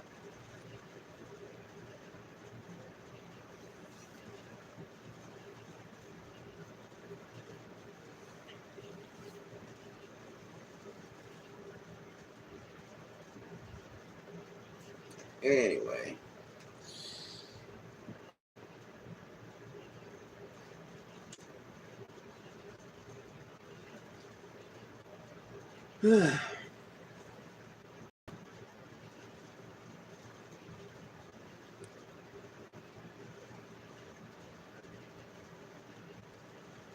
Imagine telling the Americans who dreamed up the Jetsons and OG Star Trek that Americans in 2025 are worse off than people who lived through the Gilded Age and we are just putting up with it.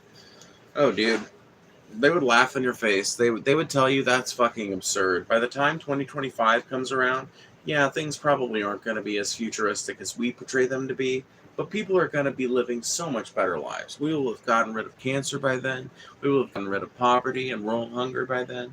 They would have told you all of these things with complete seriousness because these were the visions of the world that were being cooked up in the aftermath of the Gilded Age. After the American people and the people of the world really took the power back for a brief time, when that happened, right? The rejection of fascism that happened after the defeat of Nazi Germany, the very liberal 1950s and 60s that happened here in America, you know, at least in terms of the reforms that were happening.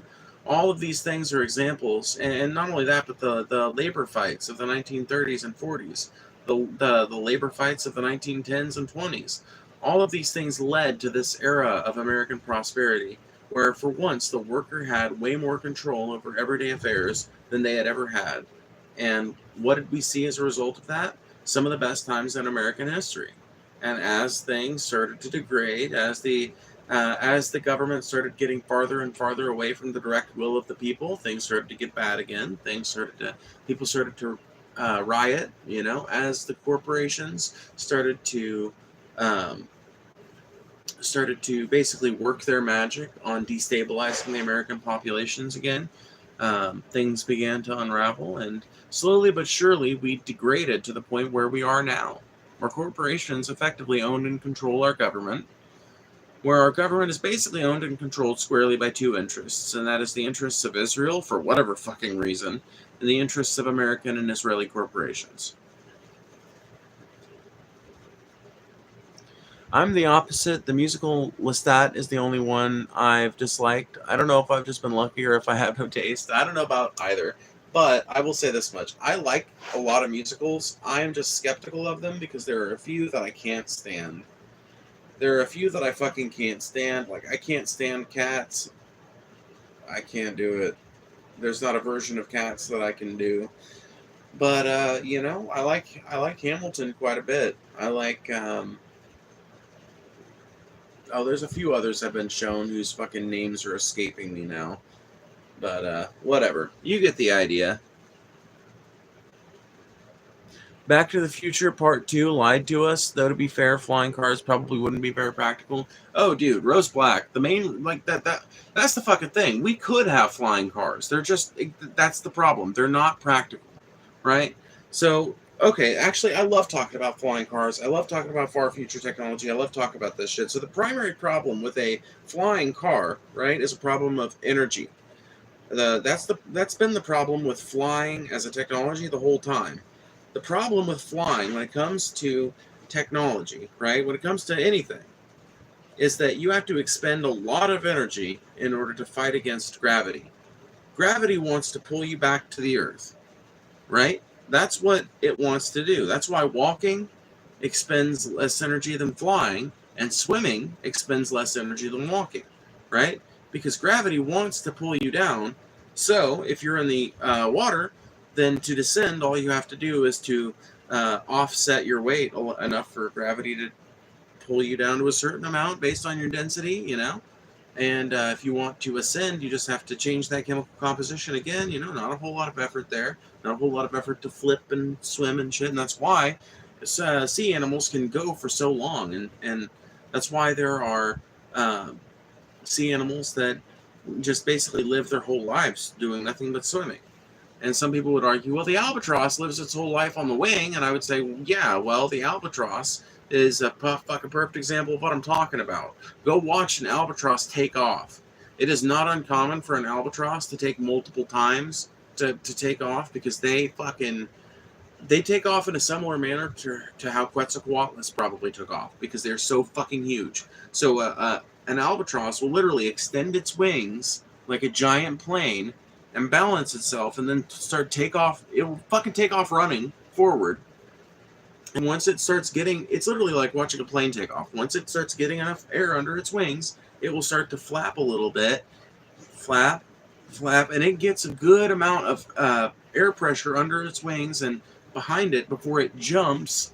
And sometimes it'll porpoise a little, it'll come back down on its runway, and it'll have to flap again. And sometimes the force of those wings helps propel it back up into the air. And then finally it starts to get airborne. They expend a tremendous amount of energy getting airborne and getting to the point where thermals can take over for them. Because once they get to the thermals, they're fine, because that's what they're designed for. That's literally, they are designed to counteract gravity through the sheer fact that they don't weigh a lot, but they're huge, right? That they're basically living kites. That's what an albatross is. But to get to that point, they've got to expend a tremendous amount of energy. And the same problem happens when you're talking about technological solutions for flight. Okay, so you want to get a human being up in the air. Well, we have not figured out any sort of technology that allows a human being to transform their weak amount of muscle mass. You need a very specific body type to even be practical for human-powered flight.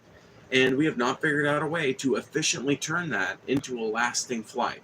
There are human-powered flying machines that are able to stay airborne for a good long while, but eventually every single one of those has to descend at a certain point because they can't stay aloft on their own. They need that human-powered operator, and eventually the operator gets to the point where if they keep going for too long, they're going to get exhaustion, and they stand a pretty high chance of just fucking falling over in their harness. And then the fucking plane just does whatever it does. Right? So you're talking about a weird little equation that someone designing an airplane or something like that has to enter into, which is exactly how much weight. It's like a weird combination of weight versus lift versus like lift from airfoils versus engine, like the amount of energy that you can get out of the fuel. There's so many different things to take into consideration, right, to get something that flies when you're talking about machinery. Now, once you've accepted that you're going to have a bunch of machinery on it, you really don't have like a strict weight limit. But what you do have to be able to do is to achieve enough lift to get airborne. And that takes a shit ton of energy, whether it's going forward to achieve it with airfoils, or what you would have to do if you're talking about an actual practical application of flying cars, you're talking VTOL technology, which is way more energy expensive. Way more energy expensive. I mean, honestly, like there are single prop planes that can fly for hundreds of fucking miles on a pretty weak engine because they're designed to take advantage of the air currents as their forward momentum, as their momentum pulls them forward. That sends enough air under the wings and over the control surfaces for those things to be able to affect its direction, and the engine is basically just there to keep it going forward through that stream of air and to pull it continuously through a new stream of air. And even if the engine fails, once it's up at altitude, it's got a good long while, because effectively it's not relying on the engine for lift necessarily. I mean, I guess it is in a way, but it's relying on the engine more for like forward power. It's relying on its wings for lift. Whereas something like VTOL aircraft that's exclusively VTOL is entirely reliant, in most cases, on its propulsion system for its lift.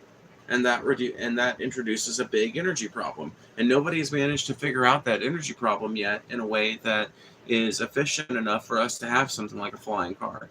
The other big problem with flying cars is obviously like a legal problem. Like, how do we manage the roads if there are no roads anymore? If there are just paths through the sky, how do we manage that, right?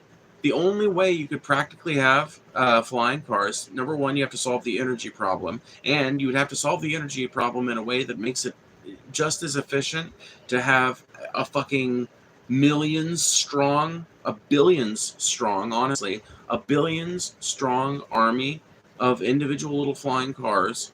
You have to make it to where that is just as efficient as having a much smaller millions strong army of flying public transit, which I think is actually a way more practical and practicable uh, idea for humanity.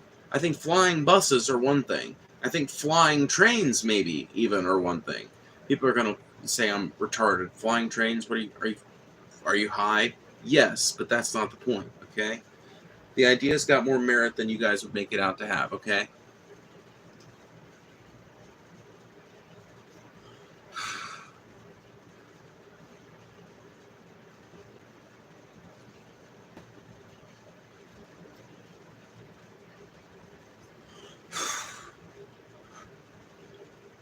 Every crazy girl I like, I tell them that they may be a little bees.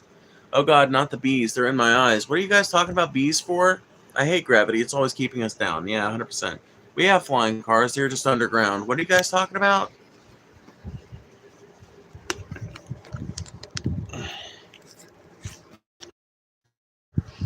My chat has ceased to make a lick of goddamn sense.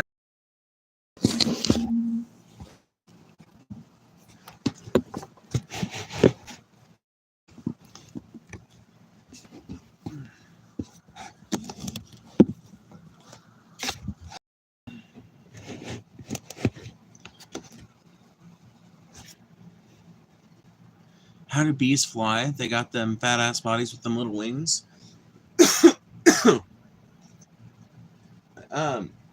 Well, the beautiful thing is that once you get down to a certain weight, just being a mass in and of itself makes you kind of an airfoil. Once you get down to a certain weight, um, it's kind of funny, right? So a human being, uh, the reason why we just kind of fall not so gracefully from an airplane until we open up a parachute is because we are heavy enough and like weirdly shaped enough to where we produce drag but not in any useful ways, you know.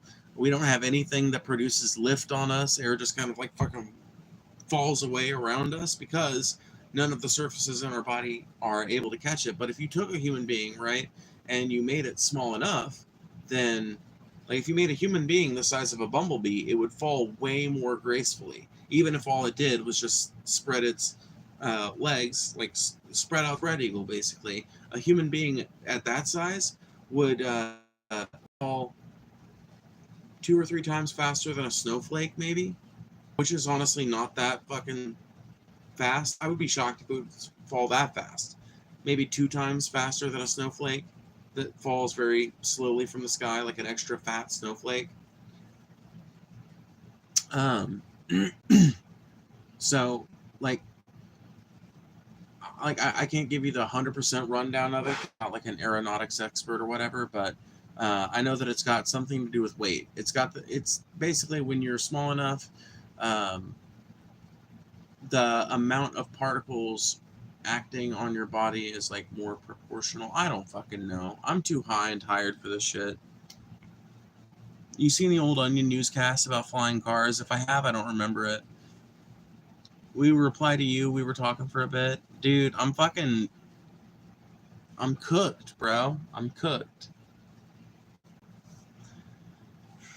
Bodies are light and hollow, and you know they don't fly high. That's true. You know, if we were all Pokemon, Phoebes would be the nurse. I would be. Oh, you were saying, oh yeah, bees. Oh, okay. So how do bees fly? Yeah, so bees are able to fly because they are small enough to catch the air more easily and to not be affected by the air as heavily.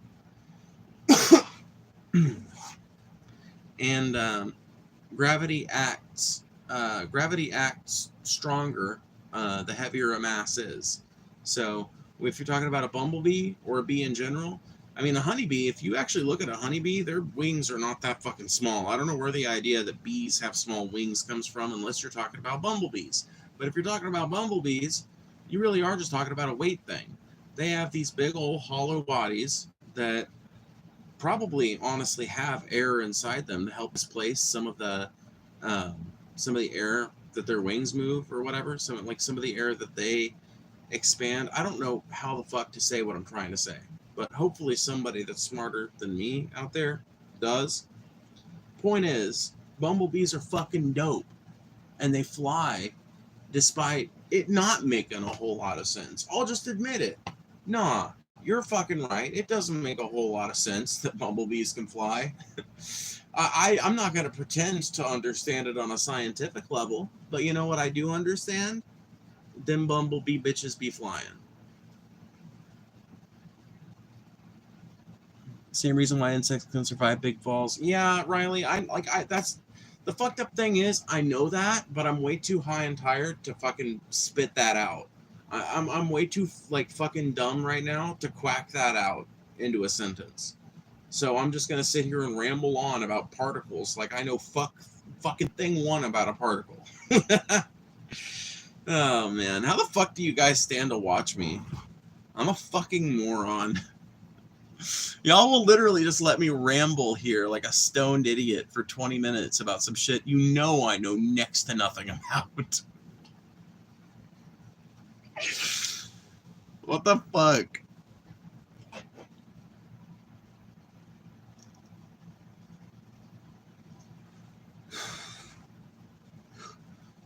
That's why it's so funny? Fair enough. I guess, yeah. Because I'll talk all authoritatively about this shit, even though I'm like just a fat stoner on the internet. Yeah, I guess that is pretty funny. Yeah, fair enough. Yeah, but it's true, and it's also, I'm self-effacing, which I think is probably pretty charming to some people. They're like, whatever, this dumb bitch is talking a bunch of crazy shit about some shit she clearly doesn't know fuck all about, but, at least she knows that she don't know fuck all about it. I don't really pretend to know shit. I'll just say like, you know what I do to cushion myself? You can look for it next time you're listening to a Phoebe stream. I'm pretty sure what I think is I believe that, you know. No, that's actually just being intellectually honest, if we're being real. If you don't know something for 100% sure and you can't cite your sources on it, it is way better to say what I personally believe on the matter is, or I'm pretty sure that.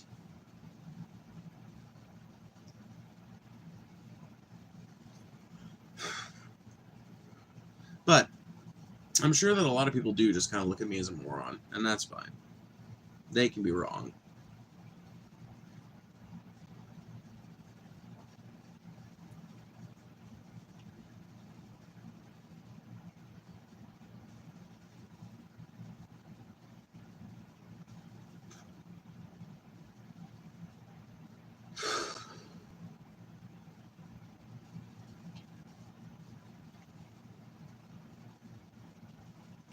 Alrighty, well, I'm going to go ahead and get out of here. It has been a good 2 hours. It's been a good day for streaming.